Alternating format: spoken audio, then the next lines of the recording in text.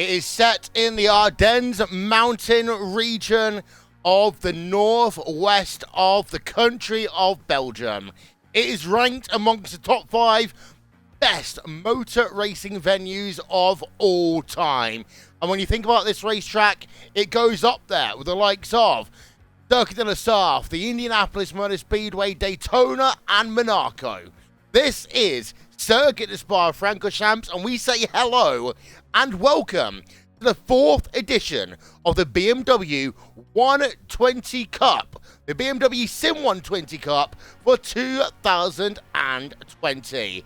Qualifying has just gotten itself underway at the conclusion of 30 minutes worth of practice, and drivers and their teams, of course, will be out now to go and do battle. And the state of play is the same as it's always been. Cash prizes, but also the chance to punch a ticket to Munich in December 2020. So far, Team Redline, Koana Sim Sports, and BS Competition have done just that by winning one of the first 3 rounds of the championship. But at this ever-present track at Spa, well, one team is going to have to push oh so hard in order to stand out. The track conditions right now, it's 22 degrees Celsius in the air. That is 35 degrees Celsius on track. Much cooler than what is going on at a certain track in Austria right now, where it's 54 degrees Celsius on track. Partially cloudy skies, 9 km/h winds. My name is Will Vincent, and I'm here along as ever as Arjuna Kantapati, as we are set to go racing. And Arjuna, well, motor racing is back in the, the bricks and mortar sense of things, but it doesn't mean that the sim racing action stops, and today another team will punch their ticket. Another team is going to secure a trip to Munich, but $4,200 is going to be distributed amongst the 6 drivers on the podium today, and as ever, I think the cash prize is a very large incentive to some of the teams. We've got multiple entries from the likes of Prologue, React Esports, also Team Redline, and BS Competition. We've got all the big teams here today, and some of them, like you say, Team Redline, VRS, and BS Competition, for example, all looking to secure a second entry into Munich, which I'm sure would just show just how strong they are, Will. So looking forward to this one here at Spa. Yeah, and as we ride on board Williams Esports, Fanatec, and Lasse back, let's actually have a look at the schedule that we have coming, well, for you in 2020. So, Daytona, Sebring, Nürburgring, 3 historic racetracks. They are ticked off. They are in the books. We've got Spa here today, and then a 2.5-month break before we head ourselves to Road Atlanta, and then November 8th into Lagos. And a couple of things there, Arjuna. First of all, we go from long tracks to short tracks. Both Road Atlanta and Interlagos are in their respective worlds in IMSA racing or Grand Prix racing, very, very short racetracks. The second part of that is, for some teams, they're going to get more and more desperate as the season goes on, try and get one of those victories. And also, point paying positions are up on your screen as well. And there's a long way to go, all the way till September for that next race at Road Atlanta. So not just going to be a change in the type of track, but there's going to be a lot of time for these drivers to really think about how important that trip to Munich really is. Last year's event, the BMW Sim Expo, was a very large event in terms of the number of different sim participants who were able to be there. And I think this year is going to be slightly smaller and a bit more exclusive. So we've currently got some of the strongest teams already registered. And, once again, 41 teams here again, just trying to secure that spot in Munich in December. And we have got the AAA Esports Black Car currently running P number 13, riding on board of them, Rafael Rezeg up to 250-ish kilometers an hour. And, well, Team Redline Blue were leading the way, but that's a surprise. G-Drive Racing up to pole position with Scott Andrews there in the number 26 car, a rocketing qualifying time of a 2:12.753, a tenth and almost a half faster than Team Redline Blue. And G-Drive Racing, one of these real racing teams that kind of made the transition over into the virtual world as well. And Scott Andrews is going to share that car with Martin van Luzenoord, who's, as I can speak from personal experience, one of the fastest drivers in iRacing as well. So, you know, G-Drive currently won, and they've got 3 other cars in this race as well. So we talk about some of these teams just securing that spot. G-Drive really making a strong showing here, trying to get the spot. Yeah, we're running aboard of AAA Esports and Hesa Sicilia. We're going to talk a little bit later on in this broadcast about the number 86 team. They are running a special livery and a special name here today to support another iRacing event, which is taking place over the next couple of weeks. That is the Cup of Nations, but we'll talk about that one once the race gets underway. And also, you notice on the bottom right-hand side, alongside the hashtag BMW Sim, we have a second hashtag, Forza Alex, and of course, Alex Inardi, who had that horrible handbike crash last month, Arjuna, is also a BMW Motorsports driver. And of course, we want to send our best wishes to Alex Inardi as he makes what is hopefully going to be a fully successful recovery. Yeah, I know Alex has had to deal with quite a lot of, you know, adversity throughout his life, and he's fought back so much from that initial incident that he had. And, you know, I was just watching some videos in the preparation for Le Mans about that hand control system that he used for Daytona. And, you know, I'm sure all of the people watching right now will just have Alex in their thoughts, and hopefully we'll have some good news to share with all of you guys soon. Yeah, indeed. As qualifying is almost done and dusted. So we're going to let the timer tick itself down to 0, and then after that, we're going to head ourselves down to our starting grid for the 4th edition of the BMW Sim 120 Cup for 2020.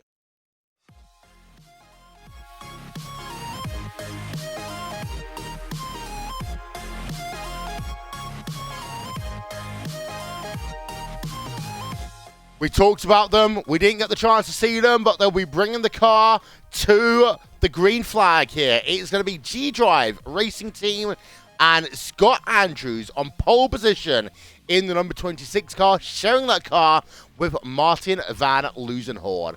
Team Redline have already punched one of their cars to Munich later on this year. The Team Redline blue car, piloted at the start by Alexander Thebe, he is looking to join them by winning this race. BMW Esports, AO Systems with Ricardo Rica in 3rd place, and then the Cup of Nations car, currently piloted by Sami Matti Trogan for the start of this race in P number 4. Row number 3 will look a little bit like Williams Esports Chill Blast and AAA Esports, with Williams Esports Fanatec and G-Drive Racing Exima in row 4.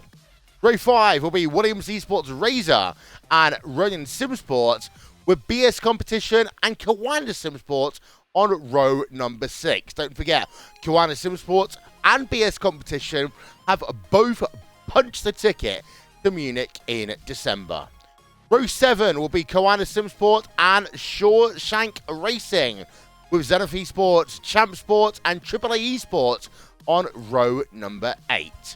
Row 9 will be Sim Racing Channel White and Prologue React Esports Pink, and then Prologue React Esports Blue and BS Hype round out your top 20. Remainder of those qualifying times coming up on your screen for you right now. Live timing and scoring is available all race long. Just visit racebot.tv/timing for that one. And we have ourselves a nice field here today of just shy of 40 teams. We've got ourselves, I take that back, we have got 40 teams plus entered in this race. 41 here today have set themselves a qualifying time. But those drivers now are working through Blanchimont, and we are any moment now going to be handing over the field to starters' orders, and that means we're going to go racing as ever for 2 laps here today, and it is going to be another fantastic race as we have a look from up above. The drivers just heading themselves now down towards the bus stop chicane. There's a reminder, racebot.tv/timing2 for live timing and scoring. Oh my word! It's a spin at the start of the race. This is going to make things so difficult. The green flag is going to come out, but two drivers in your top four there, Arjuna, have spun, coming to the green, and more contact, and another spin there down into turn number one. It's still going on at the front of the field. They're going to get themselves sorted out on the run down towards Eau Rouge and Radion, but that leading car, the G-Drive Exima, it just spun by itself, Will. There was no contact. It just made too much contact with the curb and looped itself around by himself. I mean, we talk about being in a big situation at the start of one of these races. We talk about the fact that we got more trouble at the rear of the field on the exit of Radion heading onto the Kemmel Straight. We've also got side-by-side between two Williams Esports cars, and the Williams Esports Fanatec car, or Lasse back, will go to the front, taking over the race lead from Arthur Hawk, who we're right on board with right now. But we talk about the difficulties and the pressures of starting on pole position. I remember the first time I started on pole position in an iRacing race. You know what, Arjuna? I spun it. And for some of these drivers who are making that transition over from racing to racing in the simulated world, it's those little things that sometimes, along with the pressure, just ends up to a moment like that.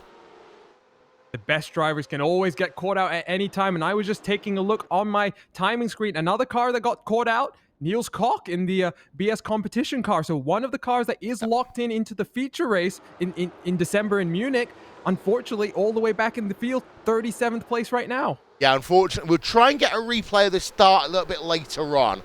Our camera angles just weren't giving you what we wanted to show. So we are going to focus on the front of the field for the moment. The combinations car, Matti Trogan, running in third place, up one position because of all the calamity that happened at the start.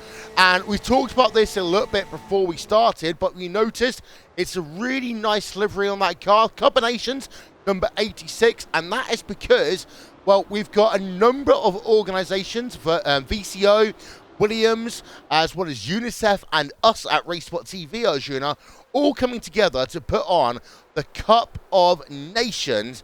And, well, the entries to that is happening right now. Qualifiers start this weekend, and we've got 2 weeks worth of qualifiers, and it is in many ways great to see another inter-country competition here on iRacing. Just reviving that previous World Cup that used to run, and you know, we've already had 500 total signups. 41 countries are currently represented, so we would encourage all drivers watching right now to just sign up and take part in the second round of qualifiers that will be happening today and tomorrow, July 5th and 6th.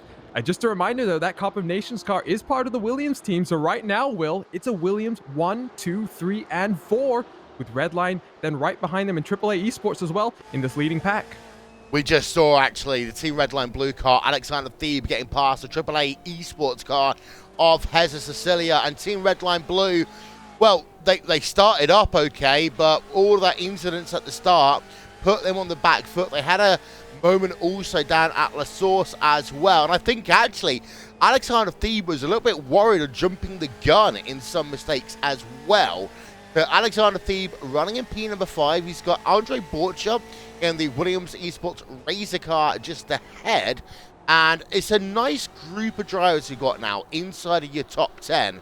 Retirees, well, we've got on pit road Niels Koch in the BS competition car.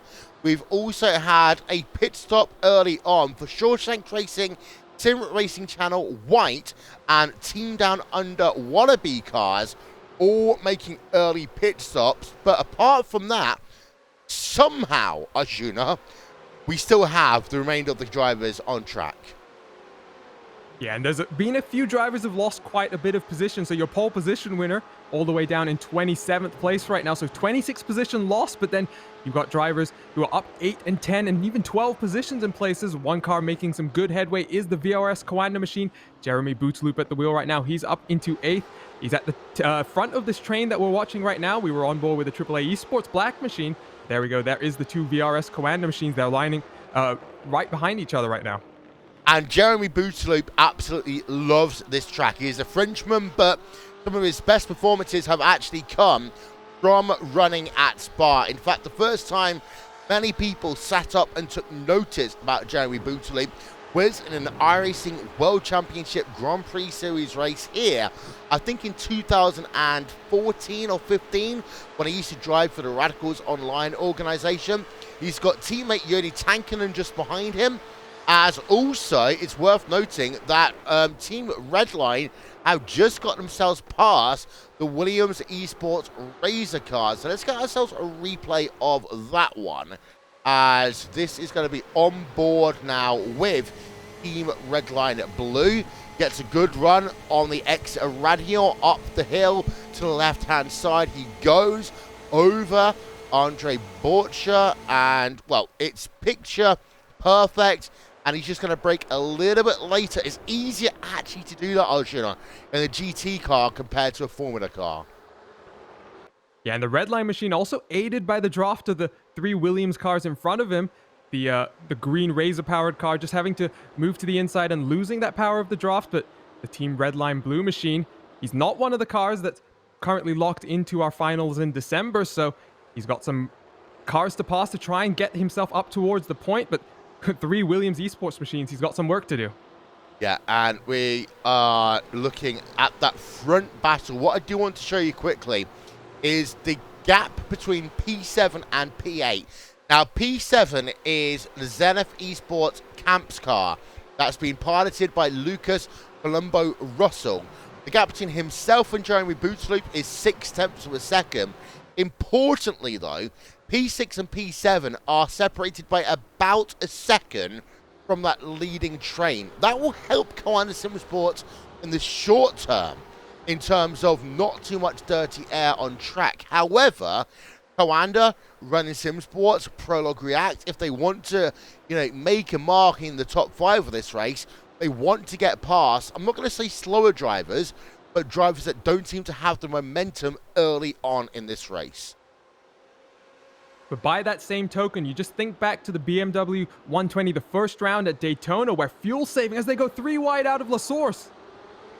That is Isaac Esports, along with Zenith Esports, Evolu, and Speed Monkeys. We saw Speed Monkeys yesterday, of course, in the Creventic 12 hours race, as we are on board, and they almost make contact on the exit of Rading. Look how close they were. Almost bump drafting there, the Isaac Esports car and the Zenith Esports Evolu car. But lots of very close racing, even outside of your top 20. Gaming Paddock racing car and the G-Drive Racing number 26 car of Scott Andrews. He started this race on pole position. They went side by side down into Le Com, and after what had been a miserable start, Scott Andrews is now on the recovery drive of his life. He's got a long way to go, though. 11 seconds all the way up to the leader, so let's see what type of headway he's able to make. Just to get back to the point I was trying to make a little bit ago, just thinking back to the Daytona race in January, what I noticed is the leading car a little bit disadvantaged because fuel saving is what many of these teams are trying to do, and just try and make that one and only pit stop slightly shorter. I wonder if we'll see that here again at Spa. Yeah, we're getting ourselves a replay here. This is on the exit of Pouan down in towards the final chicane. On the left-hand side of your screen, the number 312 car, AAA Esports Black. That's being passed by the G-Drive number 11 car. And that's a textbook pass. If there was any other way of saying it, I would try. But for the G-Drive Racing Eximia car, great pass. But Rafael Razek is flashing those lights as they come down into the bus stop chicane. The light issue isn't as bad during the daylight hours, Arjuna. It's an annoyance, but it's not as much of a distraction as when the sun's coming down into the nighttime. No, definitely not. And I was actually on a broadcast yesterday, Will, where the race control actually had to tell drivers just to lay off the headlights during the night period, because some drivers were really abusing it, as the AAA car is doing now, all the way on this run down from La Source up through Eau Rouge and Radion. He's finally off the button, though. You know what? We were talking yesterday of something called the Mac Backham rule in the Creventic 12 hours race, and The reason why there's a Mac-Backham rule is I was working for another car manufacturer who shall remain nameless, and we were writing a rule book for one of their events, and one of the things that really annoys me is drivers who are basically on the light flashing button 24/7. So it became known as the Mac-Backham rule because Mac-Backham was the worst offender at the time, but it basically said you're not allowed to use the flashing lights more than one time per lap, but also you're not allowed to use it unless you are negotiating traffic or really faster than the driver in front of you and you're just saying, I'm about to pass you.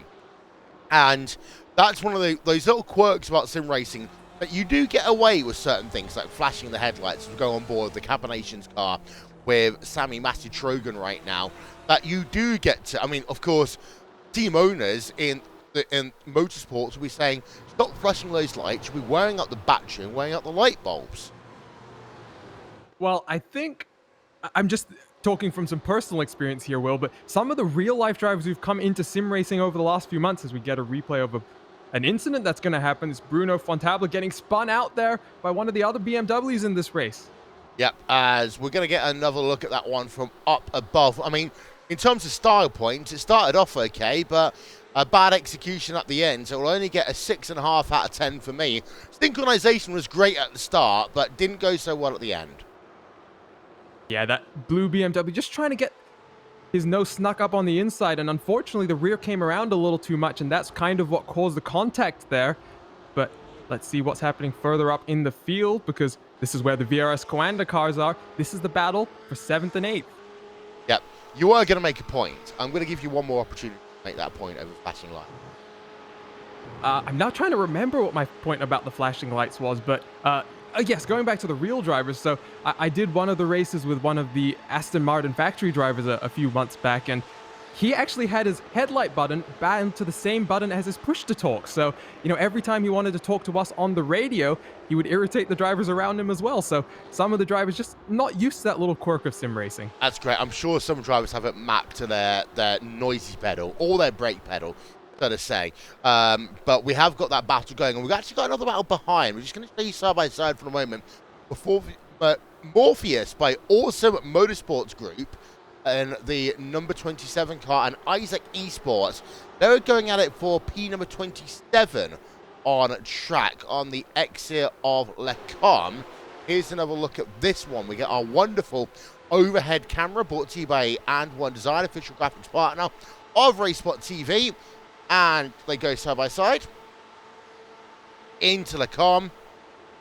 And that was another very easy pass. You do see they do a little bit of side drafting. You don't get as much of a side draft in the GT car compared, again, to the Formula car. But they do like to do that more than anything else, Arjuna, to minimize the angle or turn into Le Combe.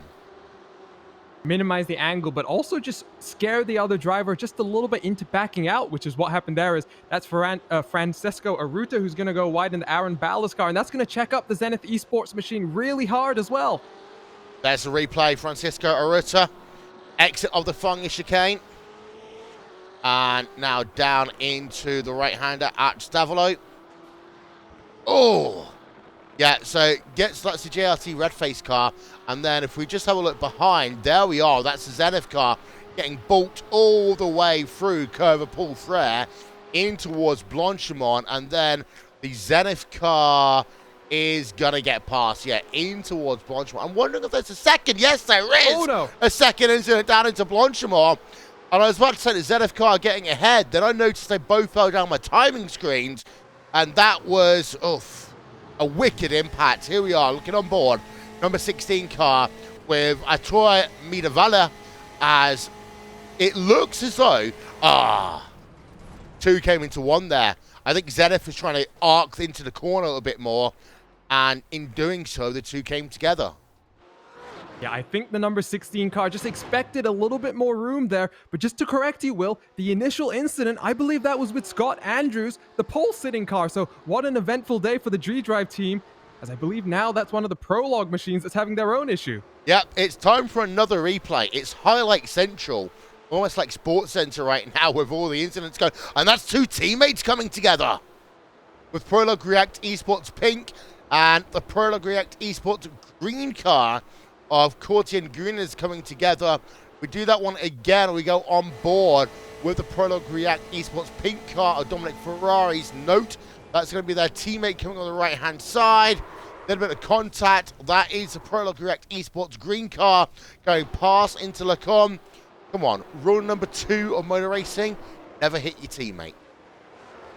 Yeah, it was a bit naughty, and I think, unfortunately, for the 6 car, he was just trying to defend from that car trying to go around the outside of Lacombes, and he slightly missed his braking zone, and I'm sure there's going to be some words exchanged after the race, but we jump back to the battle for the lead because the Cup of Nations car is now down into P4 because Team Redline Blue, they moved themselves up into a podium position. Yeah, they've been doing it ever so slyly, the Team Redline Blue car, Alexander Thebe. We didn't actually see the pass over Sammy Matitrogan in the Cup of Nations number 86 car, but Team Redline are really in the mix right now, and actually, I just saw how close the two Williams Esports cars were together. I was almost wondering there whether they're going to try and do a strategic swap to allow one of the Williams Esports cars to go past the other, see that whether that was going to help in terms of maintaining the race lead. Team Redline Blue and Williams Esports have got to punch their way to Munich. Lasse back after the hook. Alexander Thebe currently piloting the top 3 drivers. They will hand over, of course, at the halfway distance to their teammate, who will take over for about the last 60 minutes worth of racing. Defensive line being taken by Arthur LaHoke as they come down into Lacombe, as we now look from the rear of that BMW M8. BMW Sports Chill Blast car, and this could be a move here for Alexander Thebe, but no, he decides not to send it down into Rivage.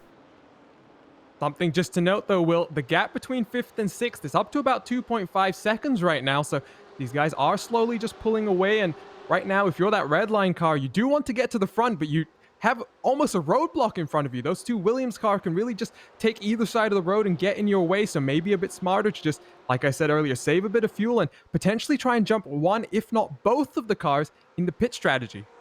But also, it's worth noting that you mentioned earlier about the fact that these drivers might want to save a lap of fuel if possible. Now, it's not as easy as Daytona by far, but some of these drivers might be thinking, okay, I'd rather sit in the tow and work a little bit with my fuel mileage, roll off the throttle earlier into some of these longer braking zones. But if you are ZF Esports, AAA Esports, or the two Coanda cars, you're thinking, I've got to get a move on, because right now the gap between P number 8, first Coanda driver, and P1 is 4.6 seconds. Not a lot in the big scheme of things, but in a race this tight, that is a lot.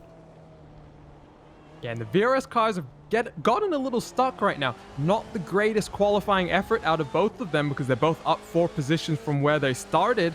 But like you see, 5 seconds behind the leader. And if those leaders just continue to build up that gap for the VRS machines, it's going to come to a point in the race where they've effectively lost any chance of being able to fight. So we're only 20 minutes in right now, but the VRS cars definitely have something to worry about. And just to let you know, live timing and scoring, we have got the issues fixed at 50p in the meter. So live timing and scoring is available. Racebot.tv/timing2. We're on board with Booterloop still. To the left-hand side, he will go. AAA Esports. And well, that one almost looks a little bit too easy there. Down into Lacombe. We've seen a few moves now on the inside, but Jeremy Booterloop up into 7th. He's now got one Zenith machine in between him and that leading pack, and VRS already has 1 car qualified. Let's see if they can get a second. We jump back, though, to a battle between Prologue and G-Drive. Yeah, and this was, again, into Lacombe, and you notice the number 8 car, the Prologue React Esports green car, again, inside line, taken nicely, and he gets himself up now into 18th place on track. Yeah, and that was the Prologue car that was not involved in the incident. So the one Prologue member who's not going to have a talking to from the team boss at the end of the race, but one of the 3 G-Drive cars as well. And G-Drive, unfortunately, Will, They had that great qualifying performance, but the top car for them right now, it's only in 11th place. So Sam Michaels, he's in 18th. He's got Scott Andrews, his teammate, now slowly coming up behind him. And I think Sam's going to be getting the message in his ear that Scott's going to want to get past ASAP.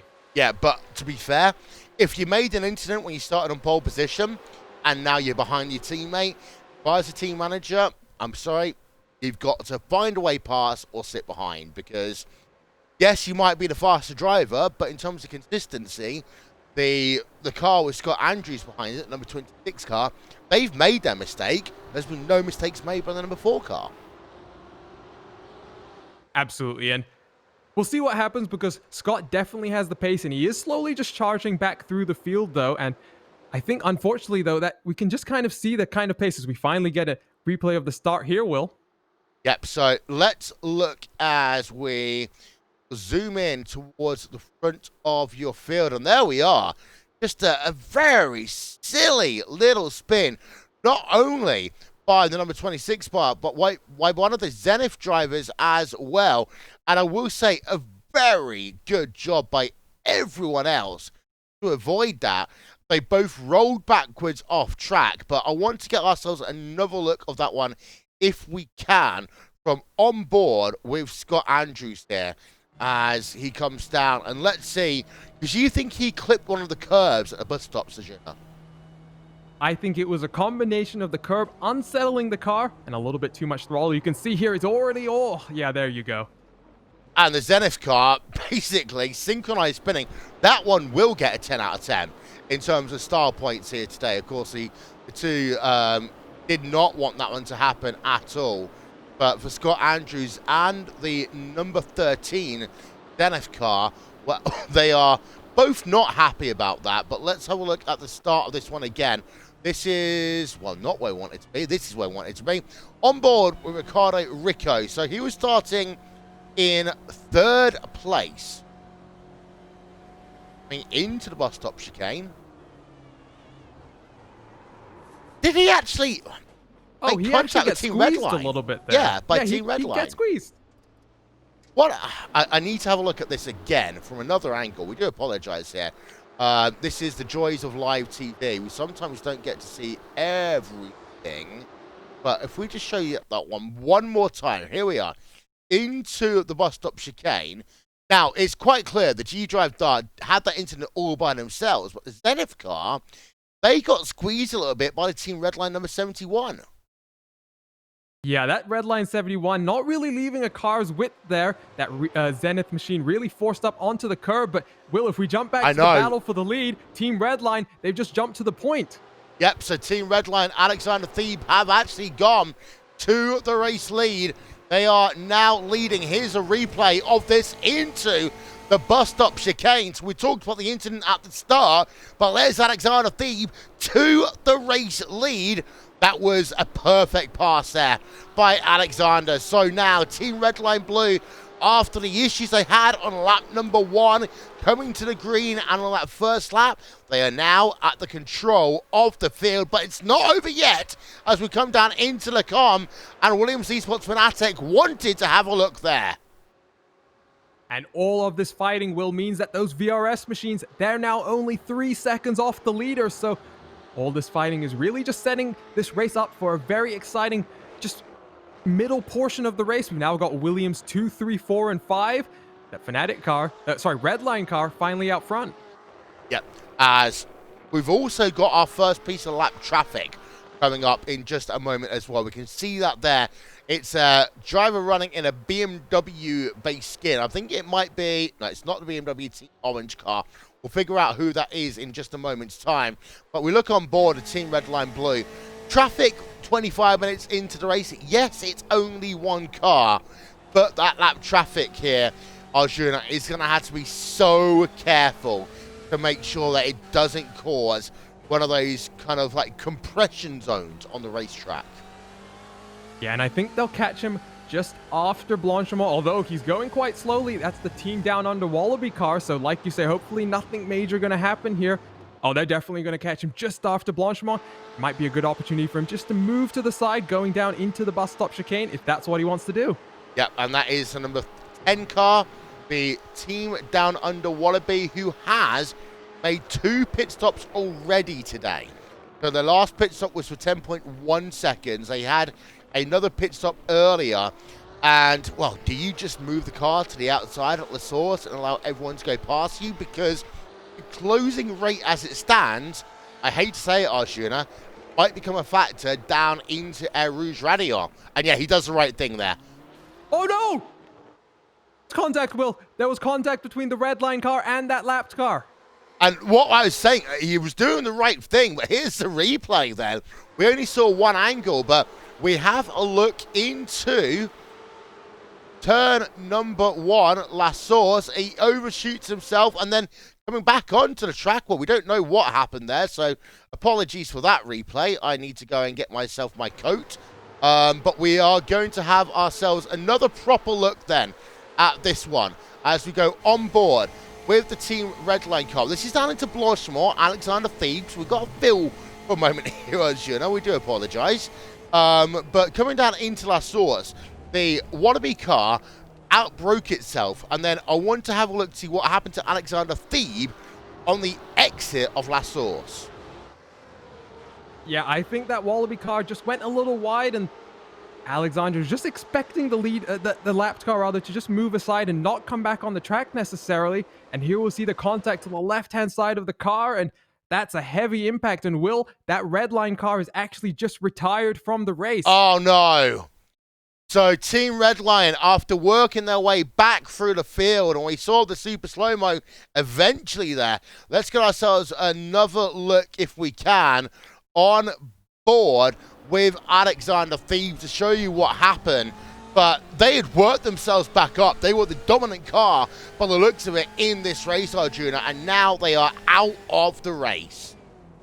Yeah, that's a real shame, because number 71, they'd done the hard work. They got into the front of the field, and there you go, just a seemingly innocuous touch. And unfortunately, you can already see the steering seems to be damaged on this run down towards Eau Rouge. You can see car just moving a little bit too much. That's not what you need with an hour and 30 minutes still to go in this long race.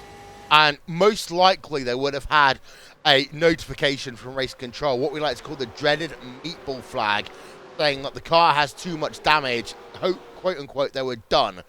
Now, I will say one thing, Arjuna, and I hate to be devil's advocate here, but the way I was looking at that Team Redline car, it looked as though that they had outbraked themselves maybe a tiny bit themselves into that source, which is why they tracked out a little bit, because the Wallaby car clearly outbroke the corner and was coming back on track. And actually, if you are going to outbrake yourself with faster cars behind you, what you do is you track out to the left as much as you possibly can. So the Wallaby car clearly at fault there. But I'm just wondering, did that red line car look as though it outbraked itself also a little bit into La Source, almost instantly?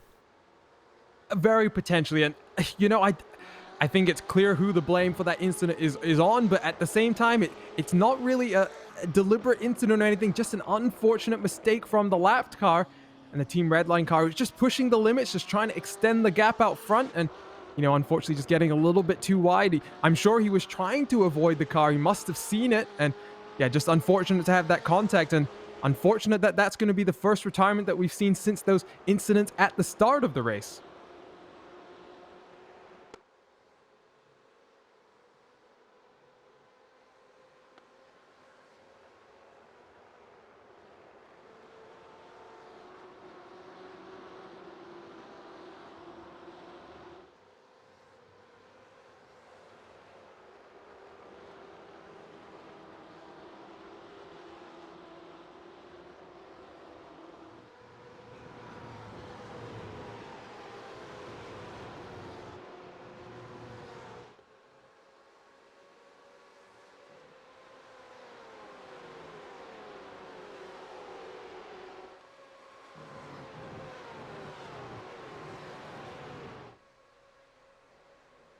So there's your top 8 up on your screen right now, and it's all changed a little bit. You've got yourselves essentially 4 Williams Esports cars at the top of your field. Williams Esports Fanatec leading the way by 9/10 of a second over Williams Esports Chill Blast. Then you've got yourself the Combinations car in 3rd place, Williams Esports Razor in 4th, Zenith Esports Camp Sports in P5, then 2 Koana Sim Sports cars in P6 and P7, with G-Drive Racing Exima rounding out your top 8. But more importantly than that, now 7 drivers in your leading battling group, Arjuna.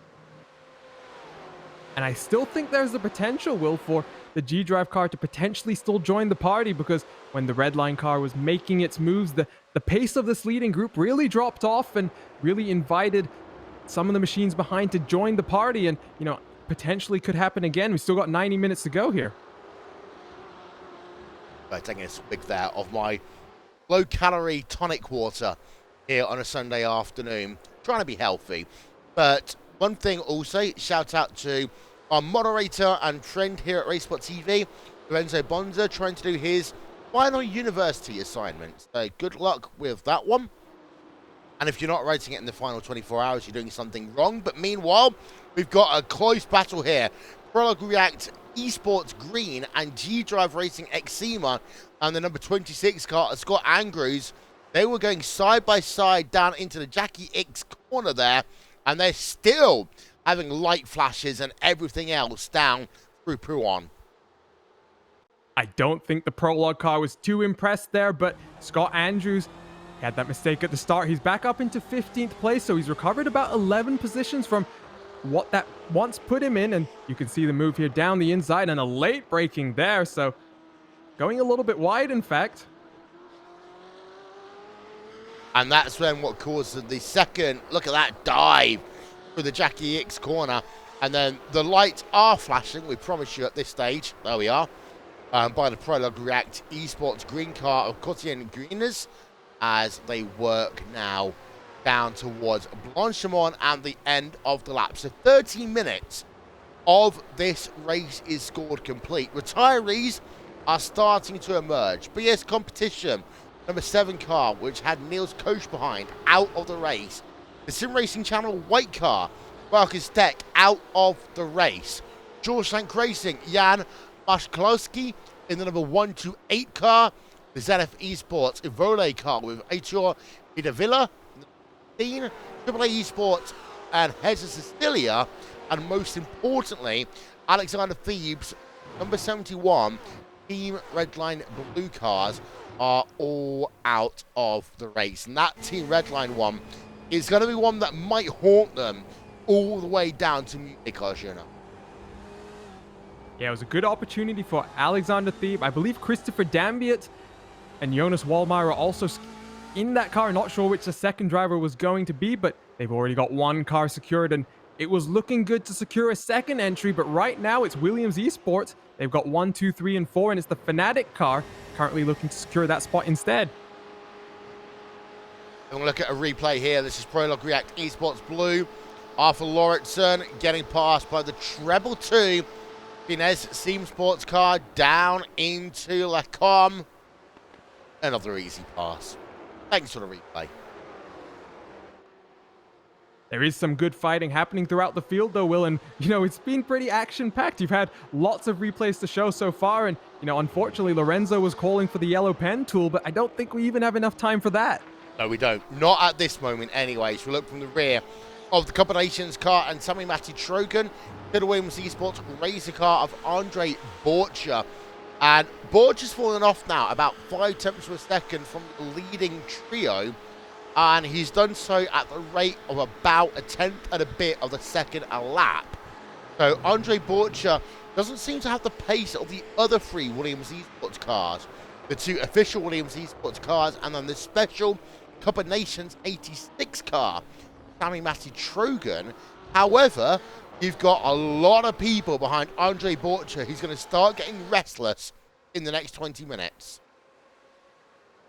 But what you can see from that shot there is it's not just the Razor car that's having some pace issues right now. It's just that the Williams Esports Fnatic machine, Lasse back at the wheel, just running away with it. So we take a look at a replay involving BS Hype. Yep, so this is the Bruno Stewart Hype car. And this is G-Drive Racing a SEMA number 26 car. Scott Andrews started on pole position for this race. And Well, about 15 minutes ago, I was saying some not so nice things about that number 26 car, talking about the fact that actually they needed to prove their worth. They couldn't just say, I'm faster, I'm better than their teammate, but now they are 4 places ahead of the 04 car of Sam Michaels. Also worth noting, Combinations car has just got itself up to P number 2 ahead of the Williams Esports Chill Blast car, and that has bunched up your pack from P2 down to P number 7, but allowed Lassie back in the Williams Esports Fnatic car to pull ahead. Look at that, last time by, that number 15, 5.5 tenths of a second. And that's exactly what he would have wanted, but let's see what happens now, because he's still technically just on the edge of the draft range. So Sammy Matty Trogan, if he's got superior pace to Arthur LeHook behind him, maybe he can try and reel in Lassie back in the Fnatic entry, but 4 Williams cars in the top 4, Will, I think at this point it's looking very good for Williams to secure a spot in the finale in December. Question's going to be, who wants it the most? And this is one of those times where a little bit of teamwork, a little bit of team management, and a little bit of drive all comes into play, because each of these teams are equally as good as each other. I'm not going to say that one of the Williams Esports cars is on paper better than the other, because they are all pretty much equal. But it's going to come down here, Arjuna, to who is the best in terms of strategy, pitting, but then also the second driver. And we're about 20 minutes away from the round of pit stops, and at that point, that second driver will get in the car, and, you know, Will, I'm not expecting in a lot of cases tires to be taken, because I haven't really seen that happening in the other BMW 120 events, so there's the potential that your second driver just has to be that much more prepared, and that comes down to who wants it more, just like you say. Yeah, and in the Creventic 12 Hours event we had yesterday, we had situation where they were all double stinting, but the caveat was the last 15 minutes were not the best, shall we say. We've got the SRB team going past Finesse Sim Sports on the outside in towards Lecom. They're not going to do the 2 for 1. They're going to try the 2 for 1, but they only get 1 in the end. And Finesse Sim Sports down, well, actually, they are going to lose 2 positions almost, because they're going to be under pressure in towards Rivage by the G-Drive Racing Team number 26 car. Scott Andrews looking to get up to 13th place on track right now. And actually, I think the Finesse Sim Sports car just allowed that one to happen in the end. Yeah, I think he realized that Scott's in the mood to make up some positions and might not be the wisest thing to fight him, as the SRB car get a late breaking down into Buhon. He's just really trying to pressure this Prologue car in front of him. This is the SRB team for Drua's car that got themselves up 1 position, started that chain reaction of Finesse Sim Sports losing places and time on track. It's the Prologue React Esports blue car, who are the highest rated Prologue React Esports car on track. Their teammate in the number 8 car is currently running in 15th place on track. So a lot of these teams are running 2, 3, in some cases even 4 entries, Arjuna. And that shows that teamwork is a little bit bigger than a 2-car team that we see in the BMW Sim 120 Cup. These organizations are working as a unit of 6, 7, 8 drivers and trying to get as many kind of like stokes in the fire to give themselves the best chance of getting a cash prize or that trip to Munich. Yeah, and there are so many talented drivers in the sim racing world that, you know, it would be a shame for them not to work together. And, you know, Williams is one of the bigger organizations, and 4 cars right now out front. But look at this gaggle further back in your field coming down La Source. They got the run towards Eau Rouge, and this is a really angry train of cars, Will. Yep, and this is again the SRB car that went alongside the Prologue React Esports blue car into La Source. Couldn't get the job done, but we go on board with him now. Look at this, outside line taken, and the number 26 car, Scott Andrews, is looking to the inside, looking to the middle, trying to force a way through. Can't do anything just yet, and the SRB car really under pressure right now as they work through the com and contact as they come into the right-hander, and a car spinning around for good measure as well. That is the second Prologue React Esports car, the green car, on the exit of Le Com. Replay coming up, Arjuna. Talk us through this. Well, you would have thought this was the last lap of the race. That G-Drive car almost looking to the grass, and they were really just trying to box him out. But what will happen is that Prologue car in front is just going to have a little bit of a hip check almost to the SRB machine. And that kind of sets off a chain reaction that squeezes the green car just a little bit as he tries to avoid the car in front. He then gets clipped by the car behind him, just trying to get down towards the inside of the corner. And there's your nice European super slow-mo replay for Curtin Gunes, then going off into the gravel down on the exit of Le Com. We, however, will go back a little bit further up your field. We go on board with Koana Sim Sports. 40 minutes of this 2-hour race is scored complete. Jeremy Bootsaloop in the number 2 Koana Sim Sports car is running in second place right now. And, well, fuel saving, just trying not to be too aggressive because he is within 4.6 of the race leader. However, the race leader has a 3-second gap to anyone else in the field now. Yeah, Lasse Back has just been putting in some really, really solid and quick lap times at the front of your field. Sammy Matty Trogan in the Cup of Nations car is up into second, but he's not really able to do much compared to what Arthur LeHook was doing. So you see the VRS cars 6th and 7th right now, and they're both up 6 places on their starting positions. But interestingly enough, the 5th place car, the Zenith Esports number 12 car, that's up 10 places so far, Will. They're doing a fantastic job, and 20 minutes to go till the pit stop. They've just got to keep this up and hope that they can execute the pit stop as well as they can. And also, the Zenith car has the fastest lap of the day, 2:14.514. So the number 12 car clearly has some speed. Andre Borcher, incident on track down at Le Com.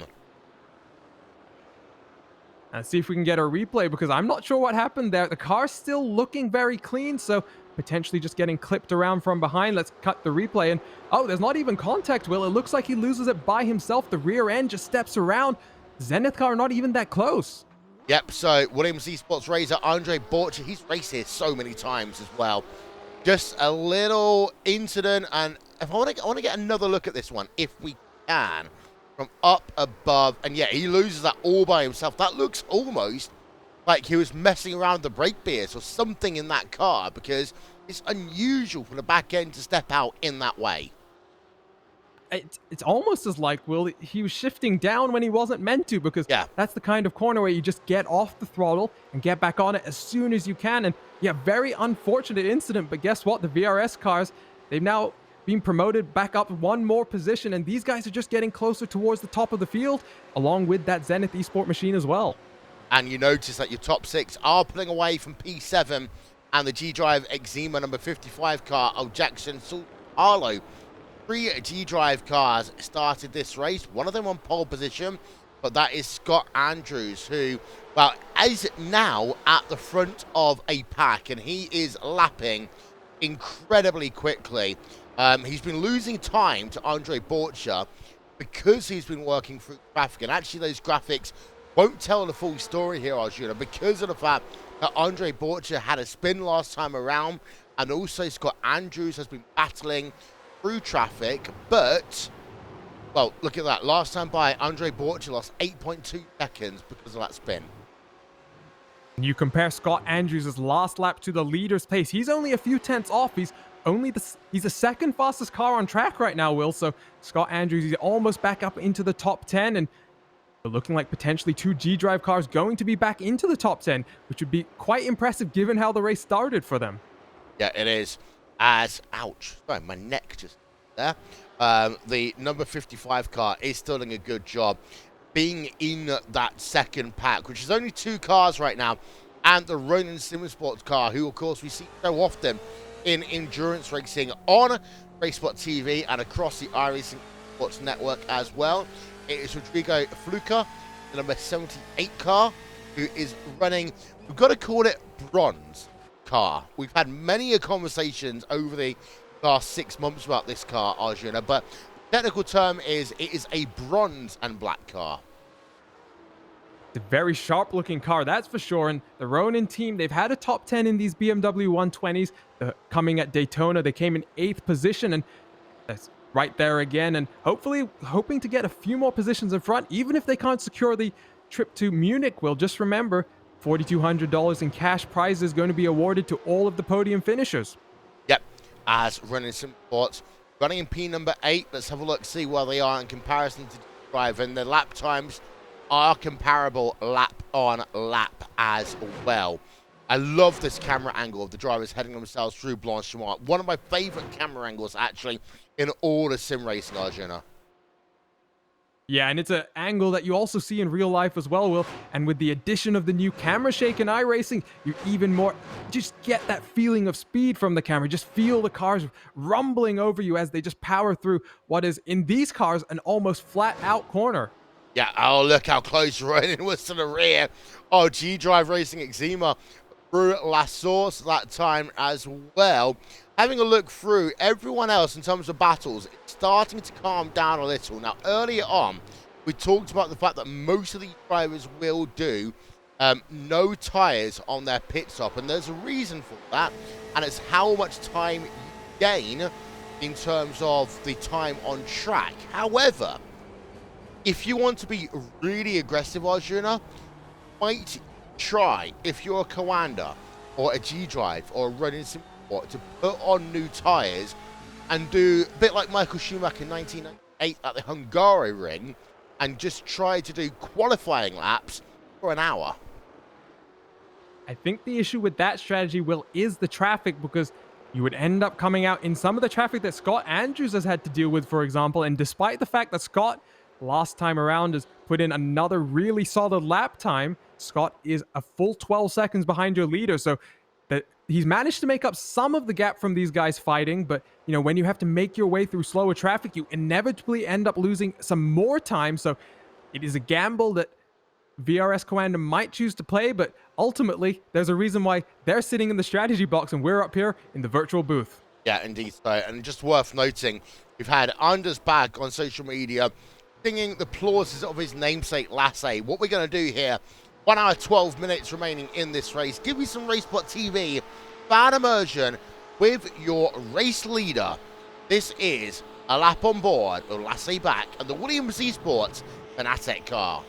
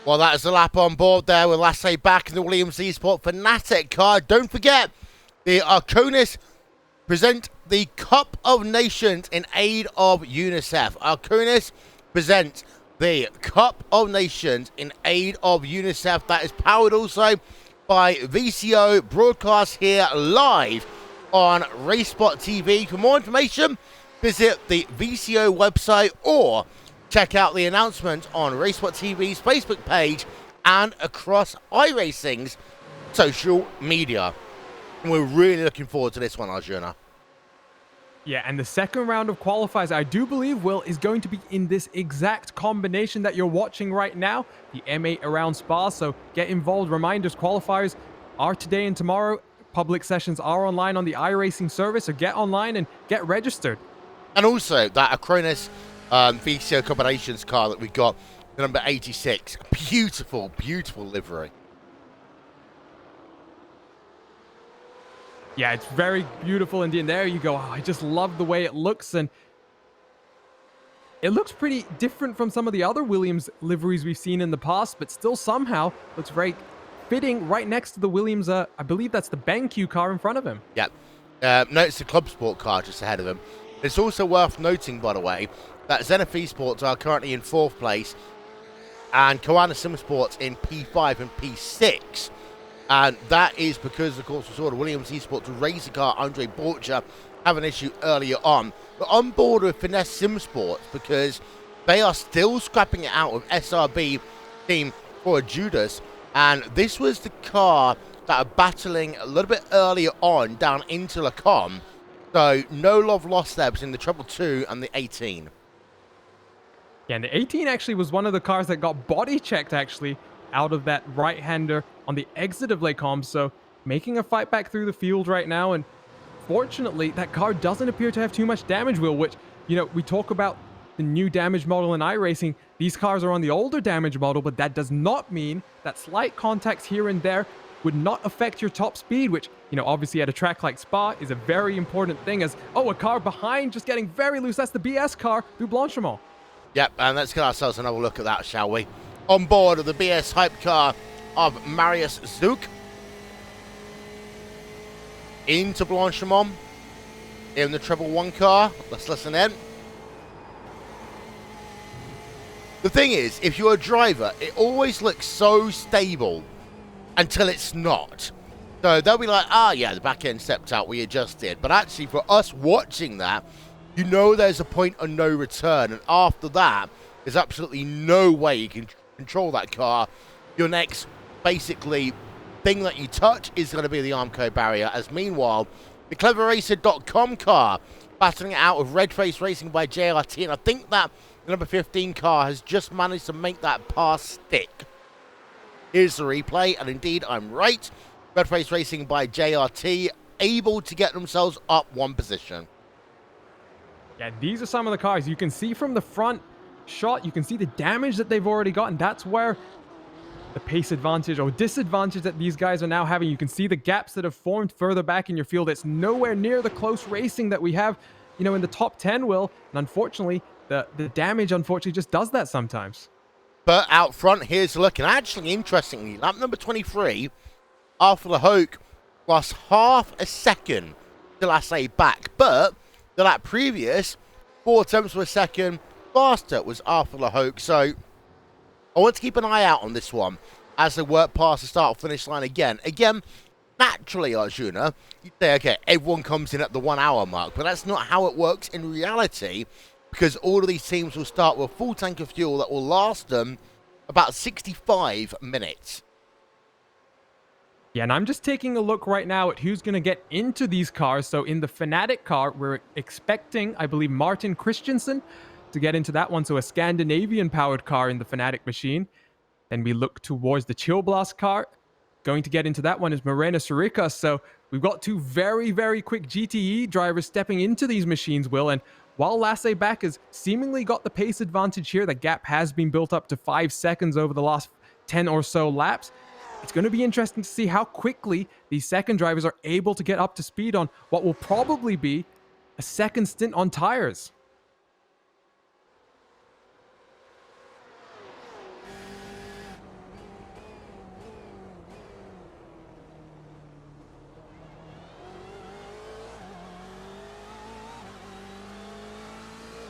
whilst the number 26 G-Drive Racing Zima car, Scott Andrews, seems to be able to negotiate traffic, the same can't be said for the number 4 car, Sam Michaels.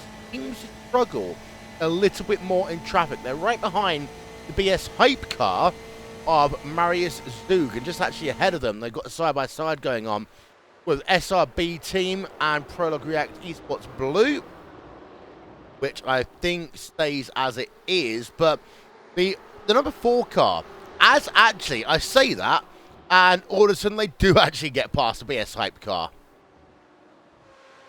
Yeah, this is the third of the G-Drive cars in the field and the lowest ranking car. And, you know, to be the lowest ranking car at 15, Will, that's still not a bad achievement. Right. Scott Andrews is fighting back up in 10th position. But the leading G-Drive car is actually just being passed by Ronin Simsport for 7th on track, but they're still up in 8th and, you know, towards that leading battle. Oh, no, Will, they've crashed, actually. Uh-oh. So, what, this is the G-Drive Exima number 11 car? Yes, and I believe something also has happened to the Zenith Esport number 12. Yep, there's a replay. That's down in Tafanya. Let's have another look at that one. We were on replay anyway, so we caught it in real time. But here's another look then. Down in Tafanya. And the Zenith car, you're right, they had a slowdown or something happening. And the two came together. So that's what's pushed the Zenith car down. Okay, we need to have a look on board of the Zenith car to show you what happened. I'm a little bit confused. Either they got very loose on the exit of Puon, or, I mean, they can't have a slowdown, really, at that part of the racetrack. Well, we'll see here coming down in towards Puhan. No slowdown at this point yet. Seemingly okay around the initial part of Puhan. Oh, and they just are unable to shift, Will. Potentially a USB overload, and the steering wheel is not letting them shift anymore. Yeah, and we're going to... Oh, that's what caused the incident. So let's have another quick look then. You see the car's working up to 5th gear, up to 6th gear is fine, but then it's in 4th, and just look there. Hitting the rev limiter in gear number 4, puts the clutch in, coasts down into Fangya, but of course that upsets the balance of the car. Trying to do all these things, didn't realise that there's a car overtaken on the outside. Yeah, he did a good job, Will, to stay on the outside initially once he realized what was happening. However, he just lost that situational awareness into the corner and just going a little bit too wide off the apex. And unfortunately for the Zenith machine, a technical issue then results in a proper incident. And oh, that's a shame indeed. They are still going, however. And you notice that their issues have been resolved. They're able to shift up into 6th, into Fangya this time. But it's just one of those little things. That one little gear issue there, Arjuna, has cost them positions and also caused an incident. Yeah, and I mean, it can happen in real life as well. So these kind of steering wheel related issues, you think back to that amazing pit stop from McLaren where they replaced the Lewis Hamilton steering wheel in 5 seconds. It's not going to be as easy in a sim rig, but you can get out, maybe just unplug your USB and plug it back in, and that Zenith car able to get back underway. Unfortunately, though, it was a very strong run for them, Will. That's unfortunately been compromised by a technical issue. There's the top 8 bottom of your screen as we get close to 1 hour of this race scored complete. Williams Esports leading as Zenith are on pit road, as are the combinations car of Sami Matti Trogan. So interesting here, they're not managing to make it to the 1 hour mark. There might be the need for some fuel saving here, Arjuna. Very potentially, but at the same time, Will, the co-drivers are going to leave the pit lane with less than an hour gone. Remember that pit lane time is going to be around 30 seconds in the box to get the driver swap done as well. Just waiting for the car to disappear and reappear with the new driver in it. So Sami Matti Trogan out, and guess what? Our YouTube chat's going to be happy because Agustin Canapino, he's jumped into the car. Yeah, and there's a look on board with Agustin Canapino. But, and I'm still looking at the timer right now, when Agustin Canapino is going to pull away, there's still an hour's worth of racing to go. Out and away. Now, if they get lucky with the white flag, they might be okay. But if they end up in a situation where they have to do a full white flag lap, then this could be close. Yes, but maybe the Cup of Nations car just trying to play a little bit of strategy here, going True. a little bit different to the rest of the leaders. Now, just remember, the car is on the newer tire model. That does mean it takes a lap or so for the tires to get up to temperature. But once these cars who are still on the track come down the lane and come back out, they're going to be at a disadvantage to Agustin Canapino, who's going to have those warmer tires that are up to temp and pressure. Fastest lap of the day, by the way, has been set by Diego Gomez Garcia. Now, it's worth noting that was the Zenith Esports, number 12 car. So it wasn't actually Garcia who set that lap. It was his teammate earlier on, but that's a 214.514. They are, however, running 13th place. What happened with Coanda there? Oh, my word. Coanda into the wall all by themselves. Yoni Tankinen's going backwards into the Armco, into the tyre barriers at Blanchamon. Goodness me. Will, he may have just run out of fuel because he just suddenly stops, and then Mitchell de Jong has nowhere to go, no time to react. Here we go on board with the car that's going to have the incident itself. You can just hear and listen.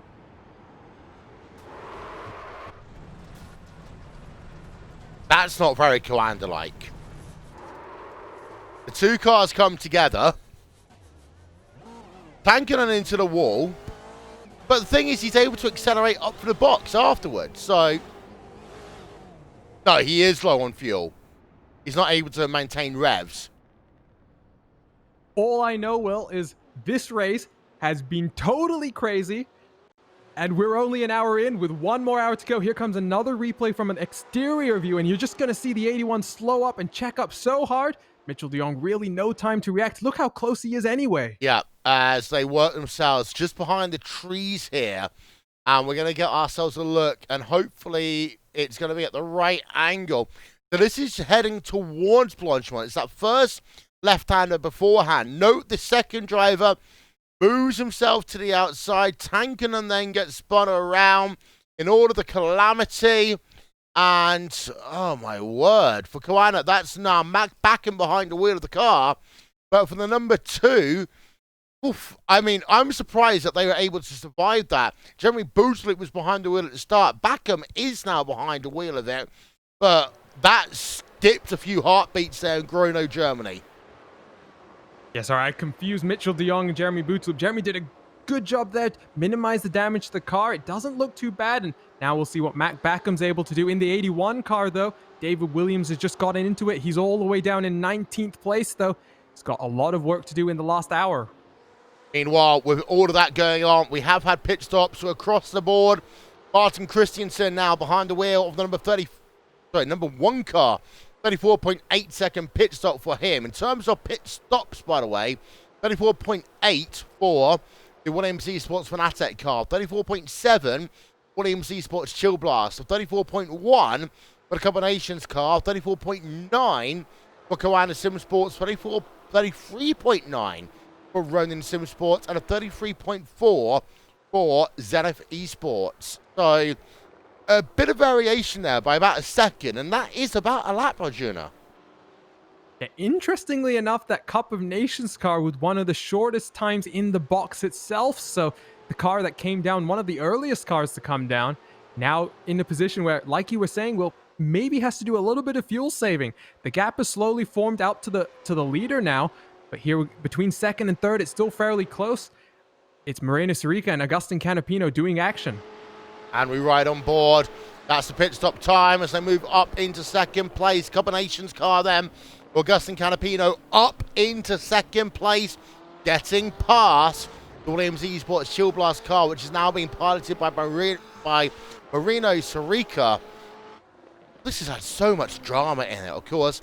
What we just saw with Koana Sim Sports, the start incident with the G-Drive racing car, the red line incident with the lap traffic down at the source. This has been, well, an entertaining hour, and we still got 55 minutes worth of racing to go here.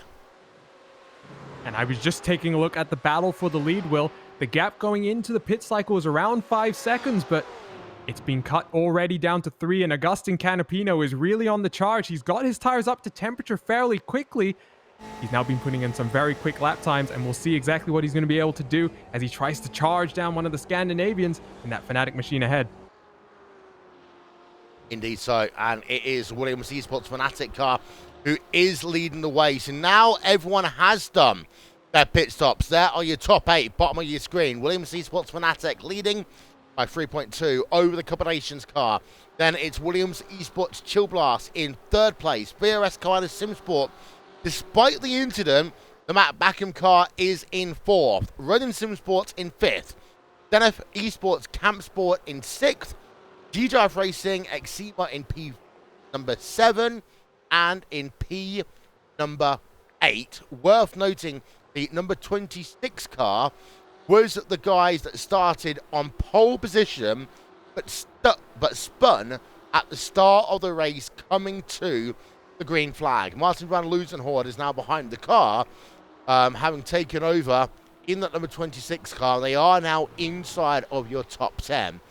Where is the second Koala Sim Sports car? I'm looking down my list and I can't see it inside of the top 10. Are they even still in the race at all here? They are all the way down in 19th. Will David Williams is on track and driving away right now, but unfortunately, that damage and that just the amount of time lost as a result of that incident has dropped them all the way through the field. And like I was saying, when he was coming out of the pits, he's got a lot of work to do. You can still see some cars in front of him. It's not as though he's not got the potential to maybe get up into 15th or 16th place. And while that might not be the result that they want, the VRS Coanda team is always here to race and race hard. And despite that incident, I'm sure David is pushing the hardest he can, in Germany in that VRS Coanda house. He is, yep, located in the northwest of Germany in Grunau. Actually, only about 2.5 kilometers away from the Dutch border, which makes things a little bit easier for Matt Backham because he's a Dutch driver himself, living in the house. Just behind, by the way, SRB Team for Juris. I thought they were a little bit higher up in the field than this, but they seem to have fallen back recently. And they're now down outside of your top 20, Arjuna. And I wonder if maybe a second incident for the SRB car. Obviously, we did see them getting a little bit of a hip check through Les Combes at one point in time, but right now they're in a nice little three-way fight with one of the BS cars. They are. It's going okay. Yeah, indeed so. As then on the run down into Rouge Ranion, they come again. We'll go back on board. The BS hype car, Chem Bullock Bassi, behind the wheel of the Treble 1 car right now. And they're about 2 tenths per second back. And that means that the SRB Team for Juris car really wants to get past down into Le Combes and hopes that he can put that lap down traffic between themselves and the BS hype car. But nope. Chem Bullock Bassi, he is a long-standing member of the iRacing community. He knows almost every trick in the book. And, well, he also got past into Le Combes. Good move there for position, so they move Francesco Urata down all the way into 22nd place. But Will, that BS hype car, I don't know about you, but ever since the BS team has kind of really taken to sim racing, that livery has really become one of the more distinctive liveries in sim racing, and in my opinion, one of the more good-looking ones. The lines are just such a distinctive element, and in the various colors that we've seen it always manages to look spectacular. There we go, auto shot. It is, as we'll get another one as they come down into the Fongy chicane. You're completely right. Bruno Sud, they are a marketing agency that work across the esports and motorsports landscape. They've come on board to run with some Williams esports drivers this year in 2020. I've been working with them on some projects as well. It's great to have them here in sim racing, and you are right. That BS hype car is one of the most beautiful cars we've seen in a while. We have seen similar, but not as executed as well, in my opinion, in terms of the lines, the colors, and just the way it all kind of blends itself together. There are some great-looking cars overall in this race, though. The BMW is a very photogenetic car. Yeah, it's not necessarily the most traditional GTE shape, slightly bigger, and, there are the memes about its size, but, as someone who's raced this in special events in the past, it definitely handles very well, and not like some of the other GT cars. That extra size just makes it a lot more stable in certain situations. So we now take a look at a battle coming up through the Camel Straight. This is Zenith Esports AO Systems, and that is going to be a lap down car, and also getting themselves past the Prologue React Esports pink car, all in one fell swoop. So Iago Martinez in the number 13 car up into P number 12 in that Zenith Esports AO Systems car. And Zenith Esports, they've had a good race, but I think they were looking for a little bit more here today. Currently P number 6 and P number 12. Yeah, and that number 12 car with the fastest lap of the race so far. You know, unfortunately, we saw that incident where the car just didn't want to shift from 4th into 5th, and they then got involved in an incident with the G-Drive car. They're still in 6th though, Will, so, I mean, it could be worse. They're up 9 places from where they qualified, so still a very strong showing, and, you know, ultimately, it's a bit of a gap now until the next BMW 120 from Road Atlanta in September. Hopefully, they can build upon this result and just, over the next few months over the summer, just continue to work on their performance and show up at Road Atlanta with a similarly strong performance. I would like to apologize, by the way, if any of you can hear some very, very bad music in the background. Of course, we are working virtually here in the RaceSpot TV studio, and for some reason, the road where I live has become a hotbed for ice cream vans going round and round in circles as if they're doing a NASCAR loop. And it does mean that I have to deal with incessant music almost all the time. But in terms of that incessant, here's Matt Backham piling the pressure on Marina Sarica. This is for P3 and a cash prize as Backham will go to the outside, into the con, sweeping through, job done. And that's $300 now in the pocket of Mac Backham and also his teammate. He's going to have to hold on for 50 more minutes, but he's going to be looking in front, Will, because this battle for third, Marina Sarica actually hasn't had the most strongest pace so far. They've fallen off about 4.5 seconds to Agustin Canapino in second, who's been trying to reel in your race leader. So now Mac Backham, he's up into the podium spot. Now got to set sail and just try and pull away from the Italian behind him, just reeling the Argentinian in front. Yep, and it is worth noting that gap between Matt Backham in third place and your race leader is currently 7.099 seconds as they work through Fongya right now.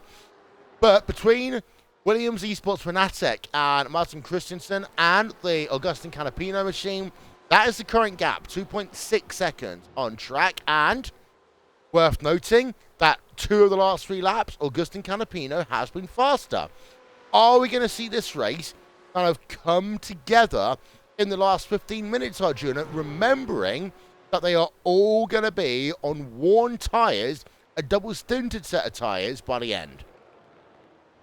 And don't forget that Agustin Canapino potentially has that little bit of worry in his mind from having to potentially save a little bit more fuel. He had the shortest stop of all of the drivers. He also came down the earliest, so if the white flag gets delayed by 1 lap, he could be in a situation where he's a little bit short on fuel and feeling the pressure from behind, not just in front. So a long way to go. Someone in our YouTube chat, though, Will, just asking for a rundown of the prizes. So quickly, P1 is going to be $1,200 to each of the drivers in the winning team, as well as that entry into the end of your sim event in Munich.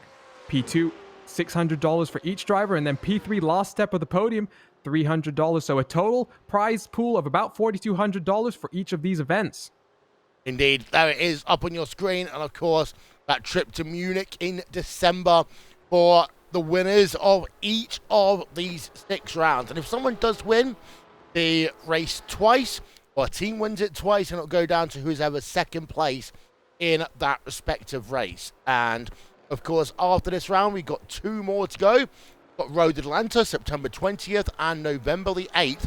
We go to Interlagos, and 2 very different tracks to round out the season. Talked about this a little bit earlier on, Arjuna, but Road Atlanta, I always think about one thing when I go to Road Atlanta, and it's traffic management.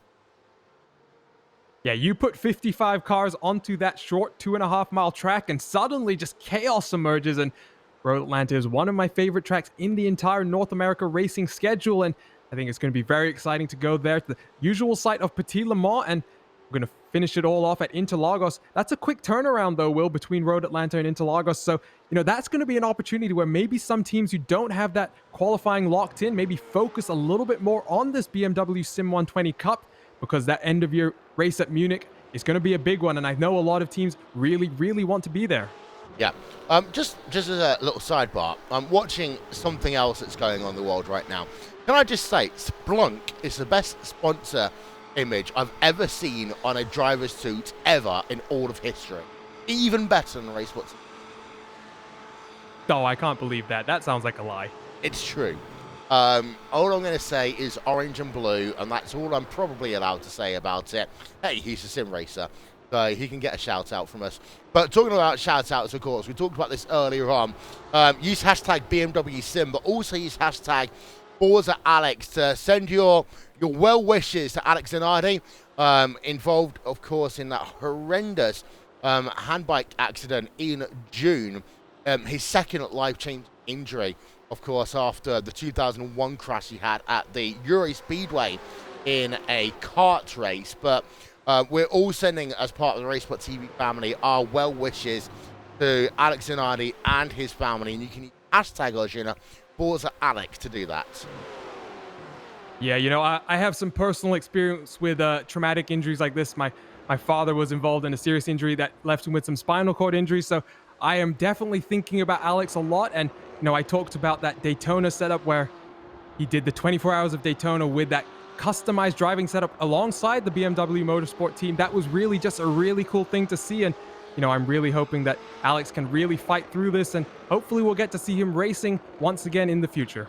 Yep, as we just saw Zenith Esports, Diego Garcia getting up into P5, past Martin van Loozenhoorn in the number 26 car. By the way, Martin van Loozenhoorn, that number 26 team, after the incident they had at the start of the race, and we are going to try and show it to you again.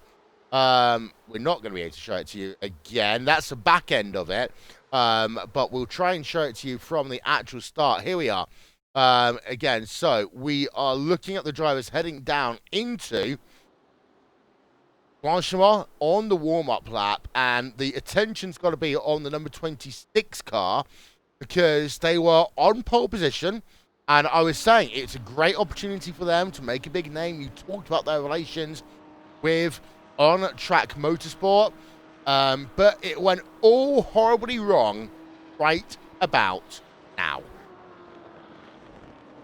And it was the Australian Scott Andrews who was in the car and unfortunately just taking too much curb that unsettled the car, set off a chain reaction that also then spun the Zenith car behind. But here you can see just how long Scott had to wait to actually safely rejoin the track. And, if you had told these teams, this car in particular, that, they'd only be about 12 seconds behind the race leader with about 40 minutes to go, I don't think they really would have believed you, Will. They've done a very good job to fight back so far, and Martin van Loozenhoorn really putting the pressure on that Zenith Esports machine, that number 12 car that had the incident slightly earlier in the race. Yeah, and let's look at Alexander Thebe on board of him. We'll get ourselves another look, if we can, from up above.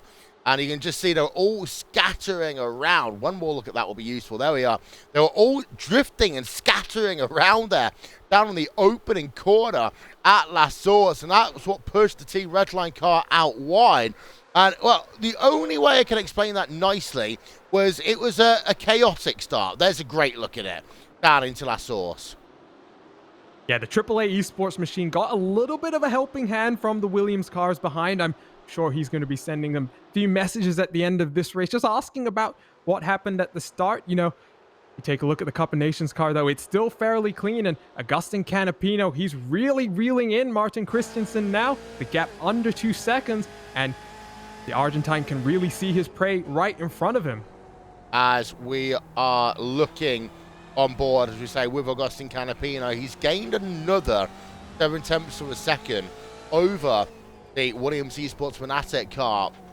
Worth noting that Mac Backham has been losing time for Agustin Canapino. So one might be asking, well, if you got two essential teammates working P1, P2, why push so hard? There's a reason. because if they get off the noisy pedal and start relaxing, Mac Backham will be there, and he is really, really trying to maintain that third place momentum right now. But I wonder, with all of the charging that Kawanda had to do, starting outside of the top 8 in this race, did they work those tyres too hard too early on? We're going to have to wait and see towards the later stages of the race. You can see Matt getting a little bit loose on the exit of the bus stop, but right now he's doing a good job to pull away from Marina Sirica right behind him in the Williams Esports Chill Blast car. Not able to really make any headways into the gap out front, but at the very least, he's putting a little bit of a gap to the car behind, and if, for whatever reason, those tires do start to just lose their grip in the last 15-20 minutes of the race, he'll hopefully have a little bit of a buffer room just to play with, just to give him a little bit more comfort. Right, in SimSport, well, we saw them involved in the wars earlier on, but they are right now in the middle of a G-Drive Racing Eczema sandwich, where you look on board with Vincenzo Amico, a long-time member of the iRacing community, running in P number 7. He's got Martin van Loozenhoorn just ahead, and actually closing up quite a bit in the draft there, but just behind that is Bram van Putten in the number 11 car, who's closed right up into the mix here, also bringing the Williams Esports Razor car, currently being piloted by Isaac Price at the rear of the train. Yeah, there you can see a great shot of the 5-car train that we have right now. This is the battle for 5th, so all of these cars in the top 10 right now, so they're all having a fairly strong showing right now. I'm still very impressed, though. You can see Martin van Loozenhoorn just having a look to the inside of the Zenith Esport car into Puhan. He's really just being very smooth here.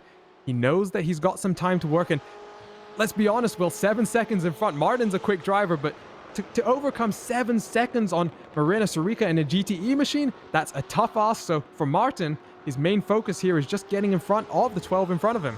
Get in front. We've seen so much drama in this race already, including solo car incidents. There'll be more of that traffic to come as well. Let's ride on board, shall we, for a lap or so with the team that started on pole position, had some incidents, but have been driving back through the field from outside the top 20 back up into P number 6. This is Martin van Loozenhoorn and the G-Drive Racing Eczema car, and this is RaceBot TV Fan Immersion.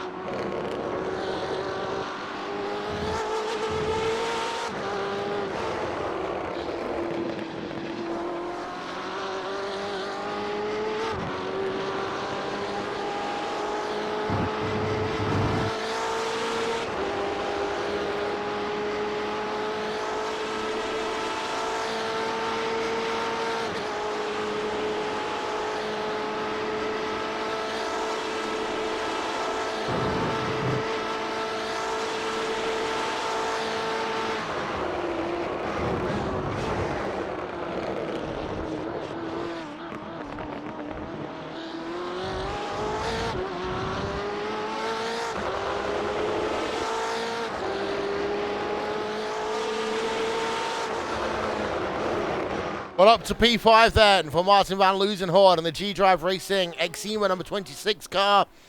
Only 4 places now down from where they started, but that doesn't really tell the full picture here today because of just how actually they have clawed themselves back through the field. Note, though, the Williams Esports Fanatec car up 6 places. Goanna Summer Sports up 9 places.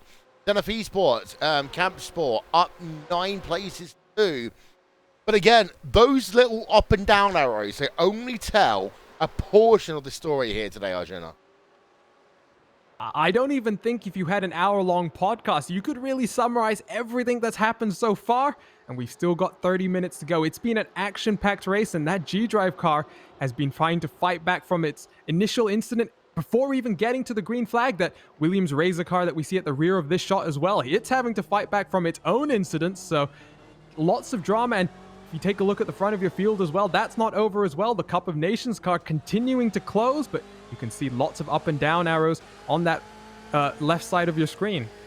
Yeah, and I think the most important one to note in that is the one that you can see second, the bottom one of the second screen, the Team Redline car. At least I was using a red pen for once, but the Team Redline car right there, down 34 places. Well, I think they had some worries at the start, Arjuna, about getting a black flag because of the spins that we saw with P1 and P3.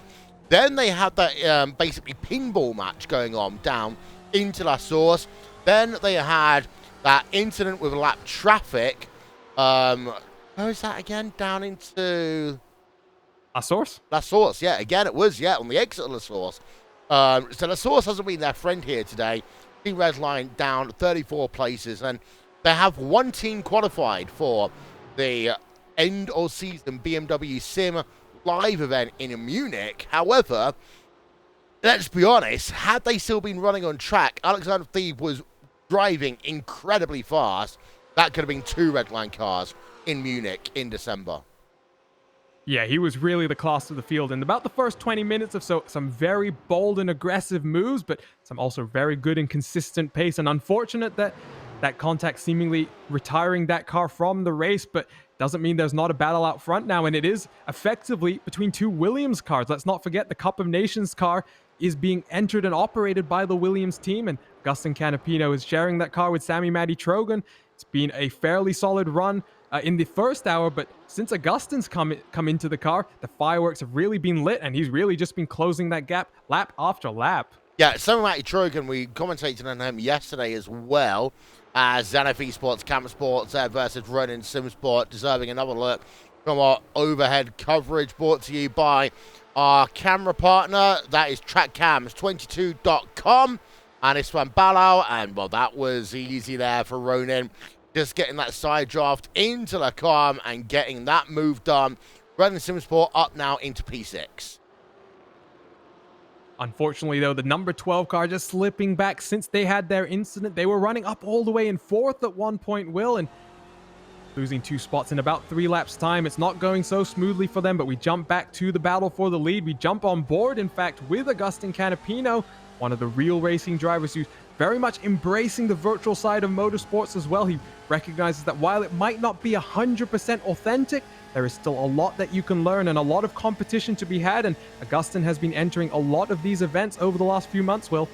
Yeah, and again, I was commentating on the last 6 hours of the Creventic 12 hours of Spa yesterday, and we talked a little bit about driving at night, and actually that's one of the things that a lot of the drivers who run on the, the asphalt versions of the racetrack, they say it's harder than driving in the day, because in the dark you realize so much more on the feeling of your car, the slip angle, and how it reacts under acceleration, kind of grip level, things like hearing and feeling the tires and the engine that you don't get as much in sim racing. There are ways of replicating that, but it's not always entirely possible.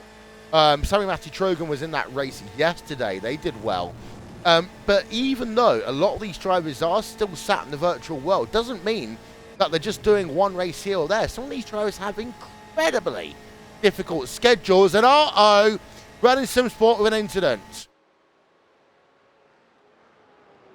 Let's see if we can take it off. They're actually not even on track anymore, and it's coming out of the bus stop chicane. The Zenith Esport machine Getting closer, potentially a move down in towards La Source. Let's see what happens on the replay. Yep. Tagged around in La Source, tagged around again. Is that going to be the incident limit? It is the incident limit there for Ronin Sim Sports.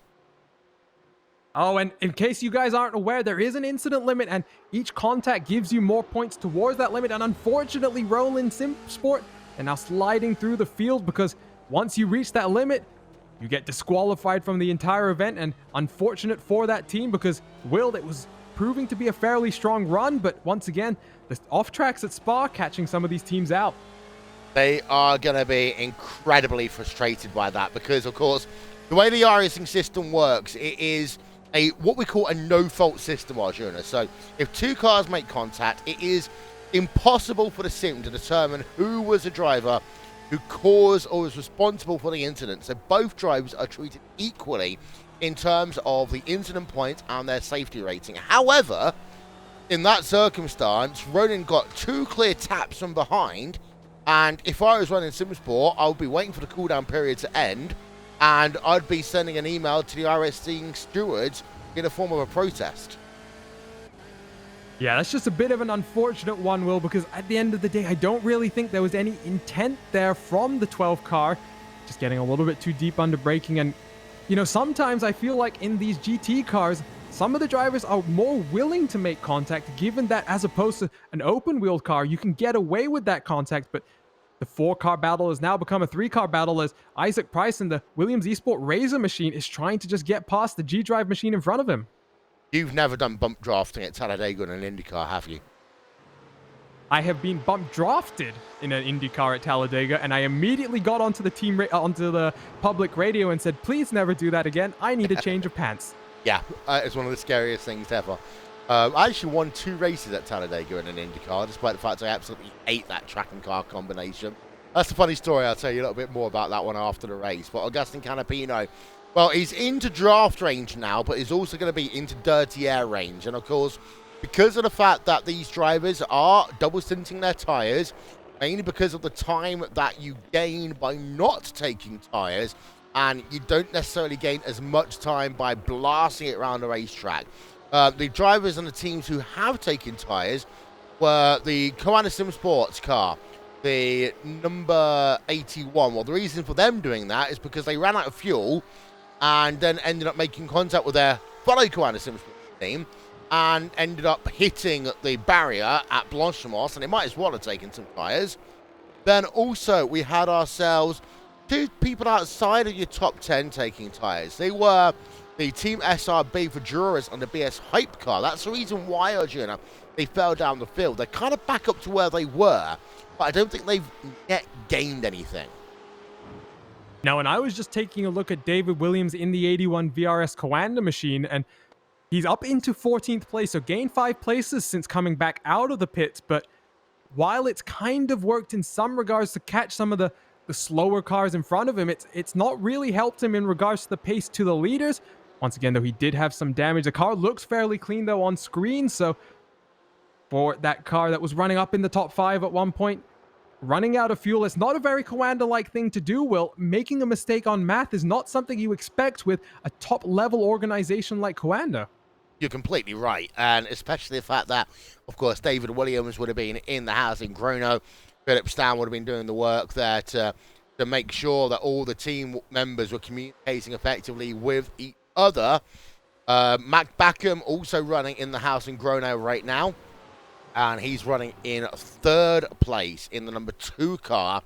And in fact, Backham and Williams are just going to work out where they are in respect to each other.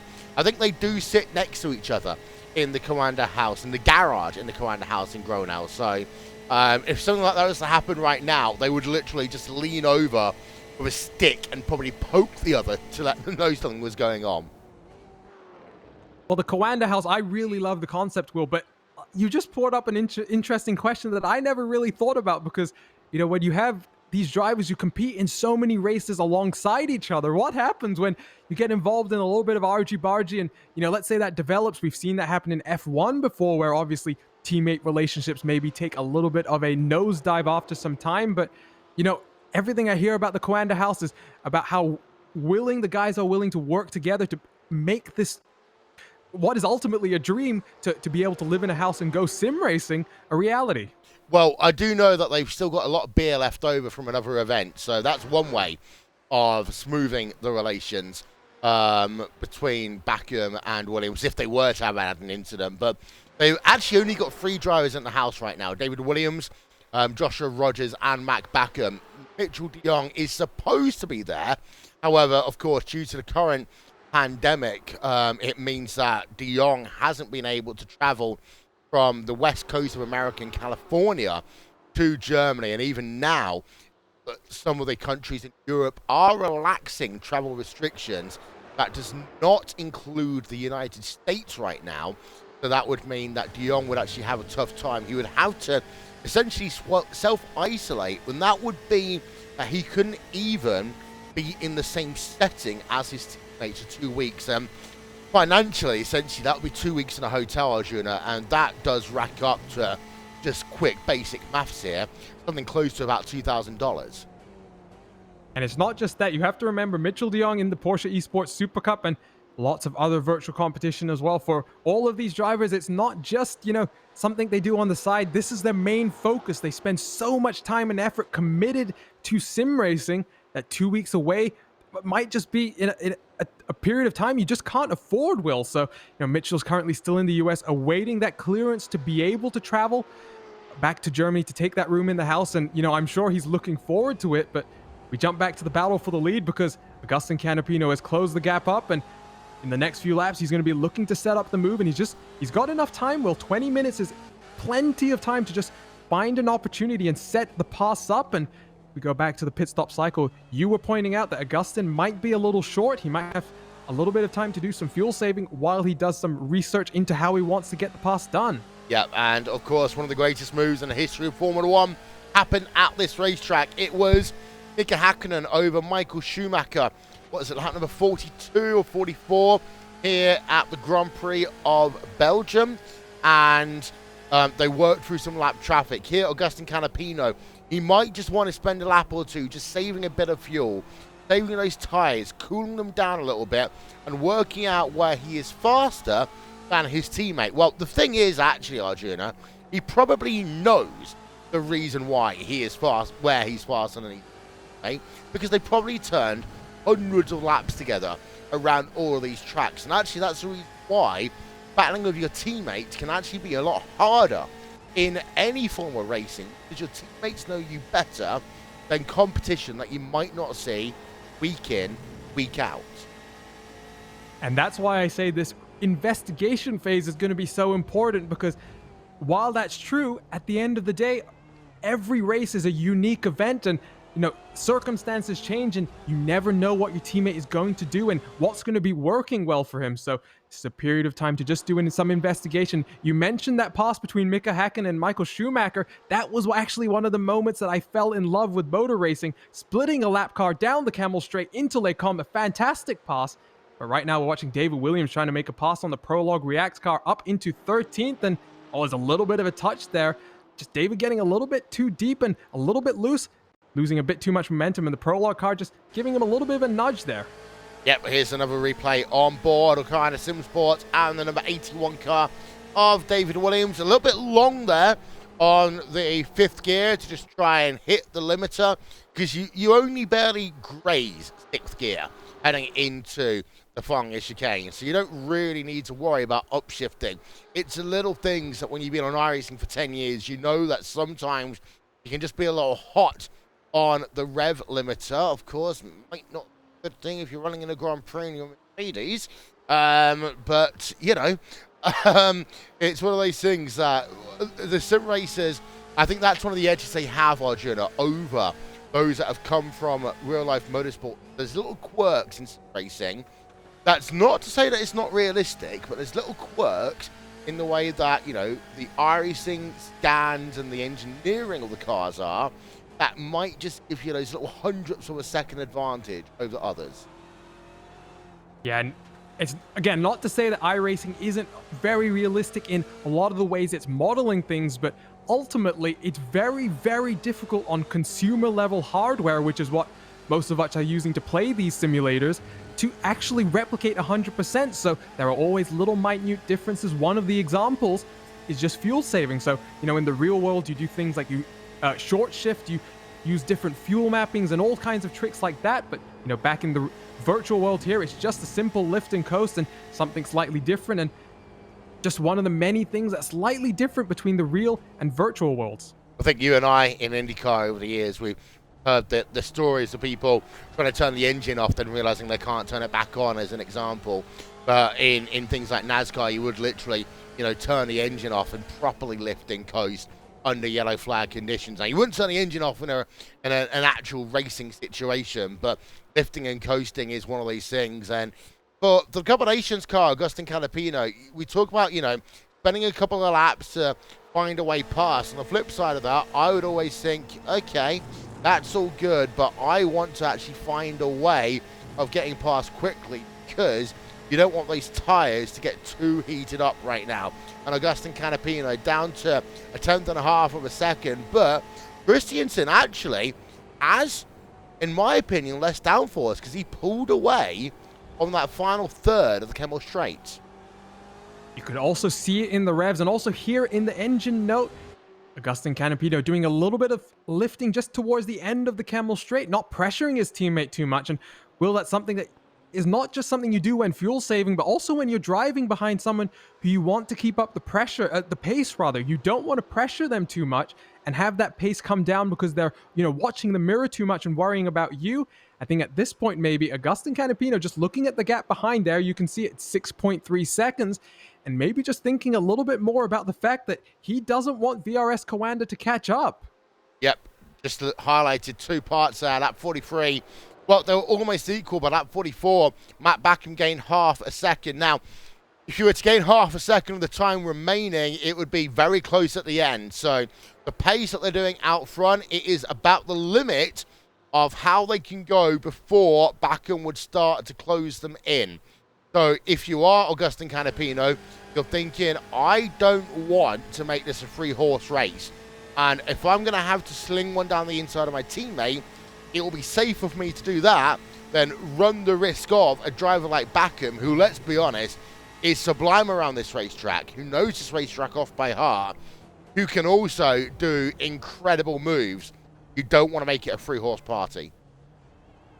And while the Williams team might not have a house like the Coanda guys, I think you have to assume that all of these teams have at least one person who's coordinating them all. We have Javier Guerrera in our YouTube chat, one of the Williams esports team managers. And, maybe Agustin's just gotten that message in his ear from the guys looking at the data, just like VRS have as well, just telling him to lay off a little bit. But something I'm also noticing, Will, he's really not putting the pressure on that much anywhere on the track right now. You can see out of the source, he's just not close enough to even be thinking about the move right now. And then quite often, you can actually take an approach where you lose a little bit in La Source, so you don't end up checking up as much through Air Rouge Radion, but that was a big lift, shall we say, down into Lacombe.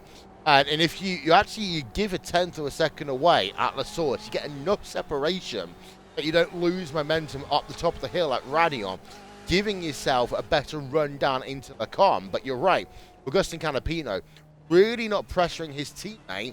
And let's have a look. Last time by, 555 lost there to Mac Backham. And that is the limit of what I think is acceptable. I was just about to bring that up, because I just noticed that on my timing screen as well. Mac Backham with a 15.64 last time around. He's one of the quickest drivers on the track. Only one driver is quicker than him. That's Martin van Luzenoord in that G-Drive car. So right now, Mac Backham really on a charge. And the two Williams machines out front, they've had it clean so far. But I think that VRS BMW just trying to make it a little bit more difficult as we approach the last 15 minutes of this 2-hour race. And on the flip side, you've also got to say that we've been running for 1 hour, 45 minutes right now. And your top 5 drivers are still separated by 15 seconds. Your top 10 drivers separated by less than 30 seconds.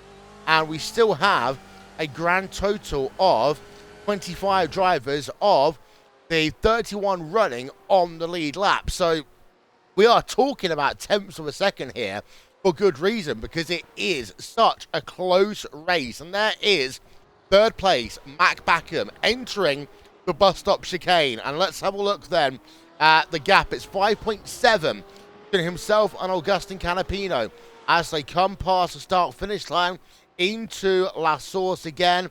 There is Canapino, and that is going to be, okay, less of a blow, lap 46. Only a tenth and a half lost to Matt Backham. That's more like it with 14 minutes and change to go. Yeah, these two Williams cars picked up the pace just a little bit. They've realized the VRS car is closing, but I'm still wondering if Augustin is maybe going to just start thinking about the move. He's getting a bit closer once again, just lifting early, just saving some fuel. Will, we talked about it again 45 minutes ago. He came in, he was the first car to pit. Potentially, if the white flag just doesn't come out when he expects and we get one more lap, he might be in a fuel deficit. So this might also be just part of that strategy element. But once again, they're losing time. But at this rate, I don't think Mac Backham has enough to really catch them. You're completely right. And whilst we're looking at the Cup of Nations car, one more time, a reminder that the Alconis Cup of Nations, powered by VCO and in support of UNICEF, is coming live to you on Racesport TV and across the iRacing esports network. You can still register right now. To do that, visit racesport.w. I'm going to get the correct link up in my head. It is racesport.wtf/CON sign up. That's racesport.wtf/CON sign up. And you could be representing your team in the Cup of Nations. And I mean, I've been on iRacing for over a decade now here at Arjuna, and it is so great to have another multinational competition after, let's be honest, the great work that Mike Olivet and company did, taking over the iRacing World Cup a couple of years ago to make it into a community event. Yeah, and I've seen some people talking about the fact that this is now a professional level Cup of Nations. We have all of these pro drivers now that there is a proper prize pool attached as well, you know, with charity as well. You know, all of these pro teams trying to qualify as opposed to the more community-based thing, and that's just going to mean an increased level of competition. Reminder, we already have had about 500 total signups. Drivers from 41 different countries have been registering so far. There's still time to qualify. The qualifiers are happening right now, July 5th, and tomorrow, July 6th. The qualifying format is the M8 at Spa as well. So the race you're watching right now, just jump onto the iRacing.com service, look in the hosted sessions, and you should hopefully see, if you're looking at the right time, one of the qualifying sessions for your region. Yeah, indeed. 7,500 is the prize pool to be paid out for the VCO Cup of Nations for UNICEF, presented by Acronis, and that's going to be £4,000 to the first place nation, 2,500 for second place, and 1,000 for third, split between 4 represented drivers. And also, you've got our friends over at Racesport Live Events who have done many big series, including the BMW Sim Live 2019, helping out behind the scenes to make sure that we get all of the administration and organization going as best as we can. And of course, live coverage here on Racesport TV and powered by VCO, who also been powering, of course, the iRacing special events for 2020. Next one of those is next weekend. In fact, this time next week, I'd finally be lying down, probably with a nice cool drink next to me after the iRacing 24 Hours of Spa, powered by VCO. G-Drive Racing Exima, they are looking to get up to P4 right now. This is going to be their high watermark, because unless one of your top 4 have an incident, they're going to miss out on the podium, Arjuna. But in terms of a recovery drive, that is a statement of intent by G-Drive. Yeah, I'm sure Scott Andrews is not going to be too happy with how the first lap of the race went, but a storming first stint from him, and Martin van Luzenoord really just carried on from where he left off, and now looking to pass Moreno Sarica. Moreno really has struggled a little bit more than I expected since he got into that Williams Esports Chill Blast car, but I think for the G-Drive Racing Exima team, it's a little bit of what could have been, right, Will? Because, Yeah. they've had this great pace. They've charged through the entire field. And, imagine if they had this pace from the start. I mean, we may not even be thinking about what might have been for Team Redline. Yep. For some reason there, the Williams Esports Chill Blast car is the one flashing its lights. There's no one ahead of it on track, but Martin van Loozenhoorn is going to get a good run here as they exit out of Radial. And that's exactly what I meant a couple of moments ago about you sometimes give a tenth up at La Source to gain all the way up the hill. They're going to go side by side in towards Le Calm. Martin van Loozenhoorn going to try and go around the outside. It's the inside line for the second part of Le Calm. Then the outside line into Malmedy. They stay side by side, but squirrely there with Marina Sarica. And that will give Loozenhoorn enough time to sweep across down into Rivage. The more fantastic side-by-side action there. And Moreno really didn't want to give the place up, but Martin van Loozenhoorn just holding around the outside there and gets the position in. And it's still Williams 1-2, but unfortunately, that third car is now down into 5th place. Yeah, Backham, well, I'm not going to say Backham gives up, because he never gives up, but Backham seems to have realised that short of a miracle, he's not going to get himself higher up on the rostrum. And I said this yesterday when we were doing the 12 hours of Spa. You never really go into relax mode, because if one of these teams were to have had an incident, then what happens is 5 seconds, well, if you start going to cruise control, those 5 seconds that you just given up all of a sudden become vital missed opportunities. So you maintain your speed, but the lap times of course, Arjuna, we are expecting them to get slower and slower towards the end of this race.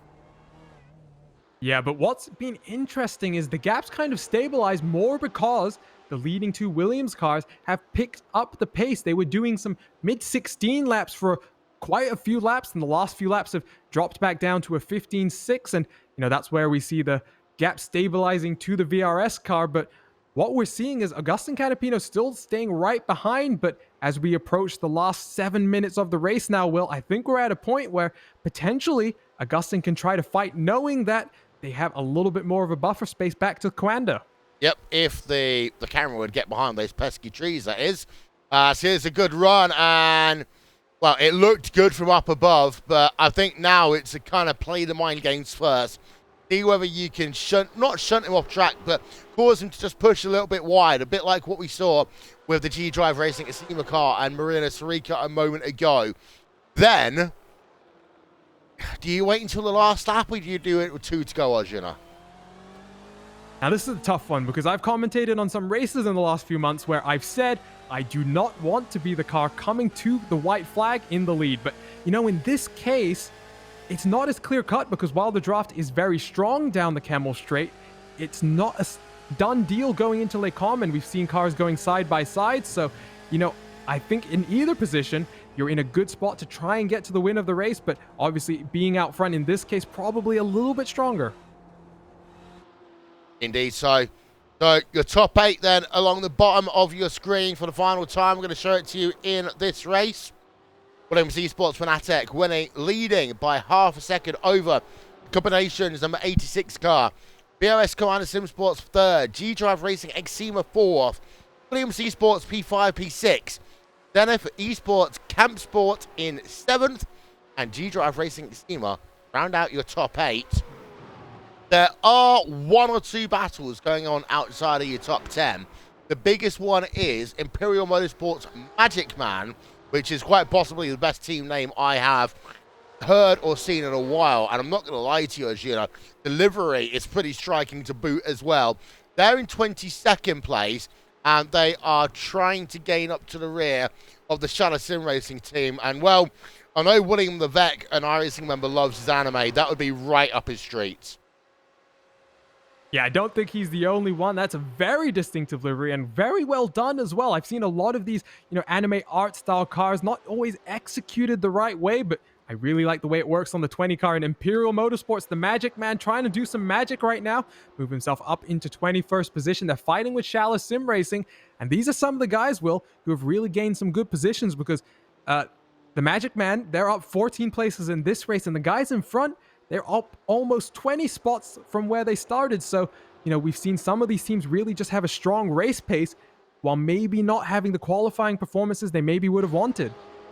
On the exit of Malmedy, down towards Rivage once again then for the combinations car, trailing the Williams Esports Fanatic car. Well, that's interesting. Some lap traffic ahead with 2 laps to go at the line.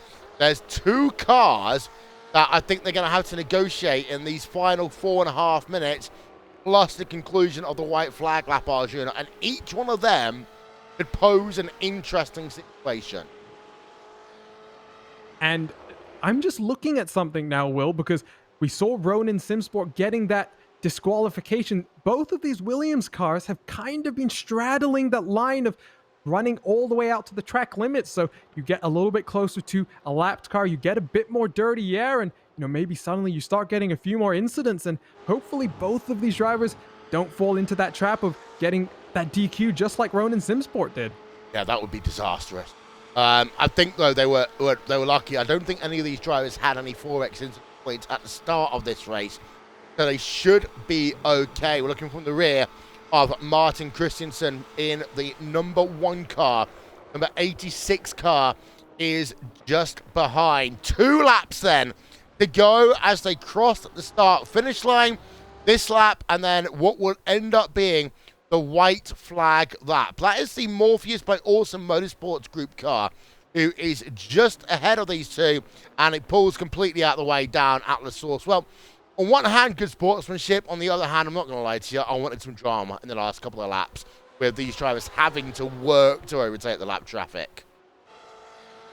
And that would have set up that Hakkinen versus Schumacher S pass down the Kemmel Straight, but maybe Team Redline will be looking at that lapped car and asking why their lapped car didn't do the same thing. But here comes the run from the Argentine, but the car in front sticking all the way to the right-hand side. He pulls to the left. He's going to try and go side by side here. And he's going to be on the outside into Lecom, side by side for the race lead. And the 1 car, they make a little bit of contact. The combinations car to the race lead. The Williams Esports Fanatic car. Replay coming up then, as this is we're going to try and get a super slow-mo of this in towards Lecom. And right about here, let's have a look and let's try and zoom it in. Do they make contact? I think they do. Just a slight... Yeah, they do make contact. But, to be honest, the combinations car had absolutely nowhere to go.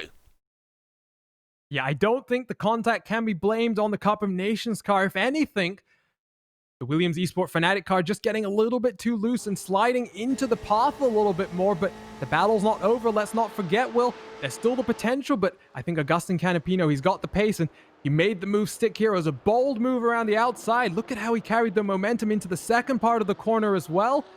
He's trying to just convert that now into the race win. He's got a nice healthy gap. It's up to 0.7 of a second, and you can already see just the visible gap there. It's going to be tough for the car behind to really make anything happen here. They're coming to the white flag. Yeah, and we always say the one thing that you don't want to do on these GT cars is have side-on-side contact, because they are as close to tanks as you can get at the front and the rear, but side-to-side contact can really, even slight contact, just knock the toe out and create some drama.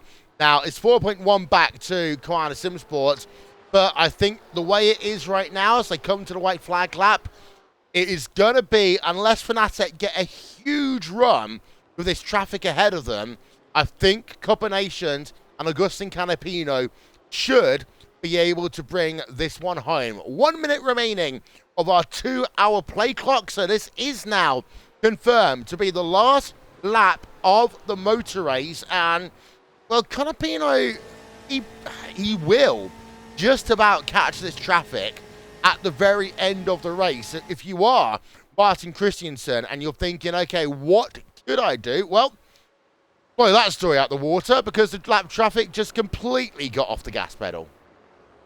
Yeah, if you're Martin Christensen, what you were basically hoping and praying for was anything to happen, but they go through like calm for the final time, and it doesn't look as though any dramas are going to present themselves now. It's just all on Agustin Canapino, one of the real racing drivers, races a lot in the stock car scene in Brazil.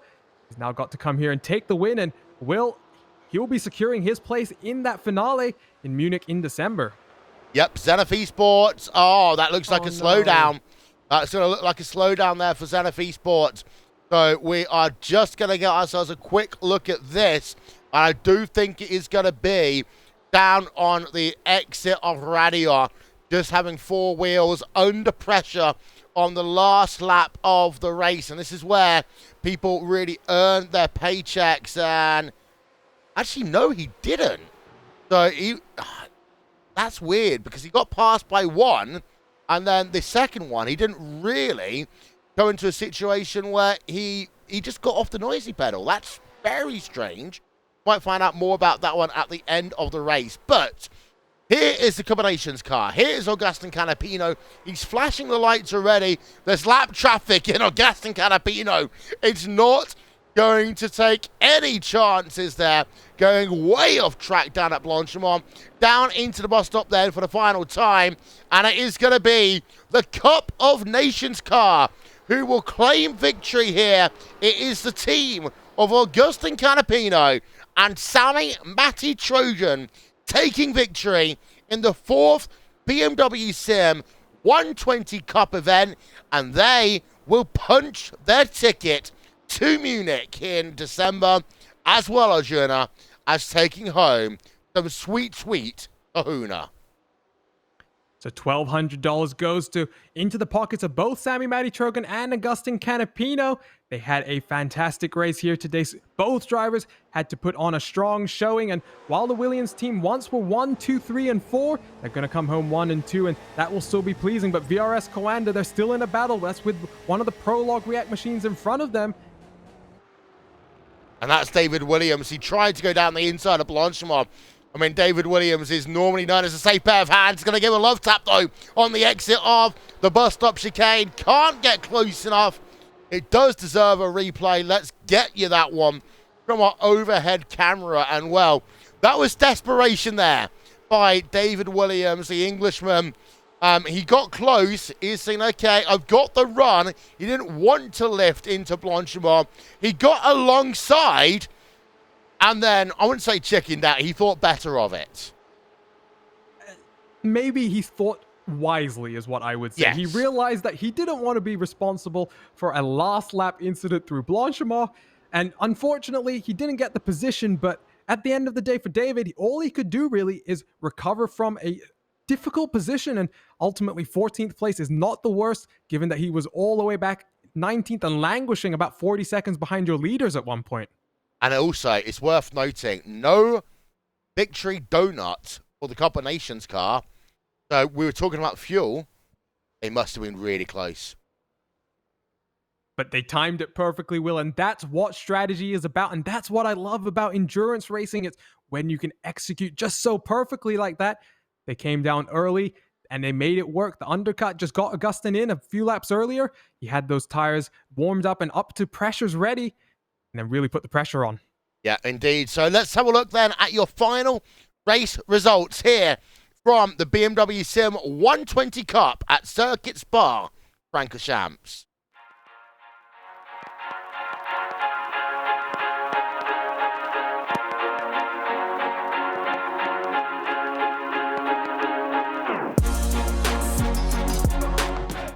And after 2 hours worth of racing, it was Augustin Canapino bringing the car home. He shared with Sammy Matty Trogan in the number 86 Cup of Nations car to claim victory, punching themselves a ticket to Munich in December. And of course, also in the process of doing so, walking away with $1,200 per driver as well. Not bad for a Sunday afternoon's worth of racing. Second place will go to Williams Esports Fanatic, who will have to come back at Road Atlanta and try again to get themselves a ticket to Munich. And Koana Sim Sports, after a poor qualifying, get themselves up to third place. Mac Backham and Jeremy Bootsloop in that car. The team that started in P number 1 had a mare of a start to the race. That was, Martin van Loozenhoort who brought the car home. Well, at number 26, they spun, coming to the green, fell outside the top 20, and then one of the best recovery drivers in the history of the BMW Sim 120 Cup. And I'll tell you one thing, if there was an award and a ticket to Munich based upon grit and determination, that G-Drive Racing Exima car would almost certainly get it. Williams Esports Chill Blast in 5th place, their Razor team in 6th. Then AAA Esports Black, who also had issues at the start of the race down at the source, they come home in P number 7, with G-Drive Racing Exima in 8th, and then 2 Zenith Esports car. We saw the number 12 car of Diego Gomez Garcia losing 2 places on the final lap of the race. Now, that might have been fuel-related. The AO Systems car coming home in P number 10. P number 11 will go to the G-Drive Racing Exima number 4 car, with Prologue React Esports, 2 of their cars in P12, P13, the blue car in 12th, and 13th for the pink car. The second Koana Sim Sports car, David Williams, finished the race there. Joni Tankanen started it, of course. They had the incident with their teammate on the last lap before they came on towards pit road, and some fuel issues to boot as well. And then you had a situation, well, where they finished P14. Prologue React Esports green in 15th place, Speed Monkeys Esports yellow in 16th, the Gaming Paddock Racing in 17th, the beautiful BS Hype car in 18th place. SRB team, they took tyres, I don't think it worked out for them. They come home 19th, and Isaac Esports rounds out your top 20. There are the remainder of the results up on your screen. 22 teams finishing on the lead lap. Imperial Motorsports Magic Man for the last team to do so, as we then cycle back to those who didn't finish the race. And of course, Team Redline Blue down in 36th place. They led after, well, an incident down at La Source on lap number 1. They got themselves to the front of the field. Then lapped traffic down at La Source. 2 into 1 didn't go. Damage to that car. Alexander Thebe retired. And they're going to have to try again to get a second Team Redline car to Munich at Road Atlanta in a couple of months' time. So we had a total of 40 teams who actually ended up finishing the race in some way, shape or form. 41 teams entered. Got the opportunity to talk to a driver who came home 3rd place right now. That is going to be Mac Backham from VRS Koana Sim Sports. And Mac, just before you got in the car, it kind of all kicked off. Can you explain what happened? Yeah, I think in the end, quite a few people started making a little bit of mistakes in the end of the stint. So Jeremy was able to capitalize a bit on that. He, made a few passes, moved up the grid a little bit further. It was kind of unfortunate that we had a little bit of damage from lap 1. So we didn't really feel like we could pass anyone really in the first stint. So yeah, we kind of came into the pits with a little bit of a deficiency, but after the pits, everything was fine, and I'm pretty happy we could climb back up to P3 and get on the podium. And the incident with, well, what looked to be an incident with Bootloop and Tankanen was Yoni out of fuel coming towards pit road? Yeah, exactly. So he, from what I heard now, I haven't spoken to him yet, but what I saw Discord, he just ran out of fuel. His speed just dropped dramatically, very quickly. That's why they had like a small contact, and that obviously sent Yoni flying quite a bit. But so, yeah. Was fuel saving a big issue here, a bit like at Daytona with the long straightaways, and you having to save a bit of fuel? I mean, we were kind of anticipating on the start that we had to save fuel. We didn't really end the strategy a whole lot. We just said we would save as much fuel as we can and then see how many laps we can go. But I think for us in the first stint, Jeremy was managing it very well, especially considering the damage. And then in the second stint, I just tried to get P3 and then save once I got a little bit of a gap, because I felt like I was a bit faster than P3 at that time. So I figured once I got the gap, I could easily save however much I needed and then cross the line with it maybe pushing a little bit. And, of course, you were supposed to be racing yesterday. You didn't get the chance to do so. Finishing 3rd place here today, you do get yourselves a small cash payout for that, getting yourselves $300 for yourself and for Jeremy Bootaloop. But moving forward, I'm sure that you and that team still want to punch a ticket to Munich in December. Yeah, definitely. I mean, Mitchell and Josh are already qualified, of course, and we would love to join them. And I think Jeremy and I have a really good shot of it. I think today we were quite limited in how much we could prepare, mostly because of the Porsche series, of course. But I feel, considering the amount of prep we had and how we came into the race, I feel like P3 is a very good result to build on, and I'm just looking forward to the next ones. And I feel like with a little bit more effort, when we get a bit more time during the week, I feel like we can really compete for the win. So that would be really good. Well, cheers, Mac. Before we let you go, usual suspect, shout out sponsors, who gets it done? Yeah, so first of all, thanks for Jeremy for a great first stint in qualifying, and then to our partner Scheffler, Virtual Racing School, VTech, and SimQuip, and yeah, thank you guys for the broadcast, of course. That's why. That's Matt Backham then, third place in the Koana Sim Sports car. You've got a theory here, Arjuna, in relation to that Team Redline car, in the fact that actually they might have hit the DQ limit very early on. Yeah, well, it was a slightly weird incident when they retired because they kind of were just going out of the exit into out of Malmedy and kind of just pulled over to the side of the road, and it kind of made me suspicious, especially when we saw the results graphic, because they were marked as basically not doing any laps at all. So potentially they got an additional off track at Malmedy. We saw them got in a few car contacts. So I think maybe the 4Xs may have added up for the Redline team.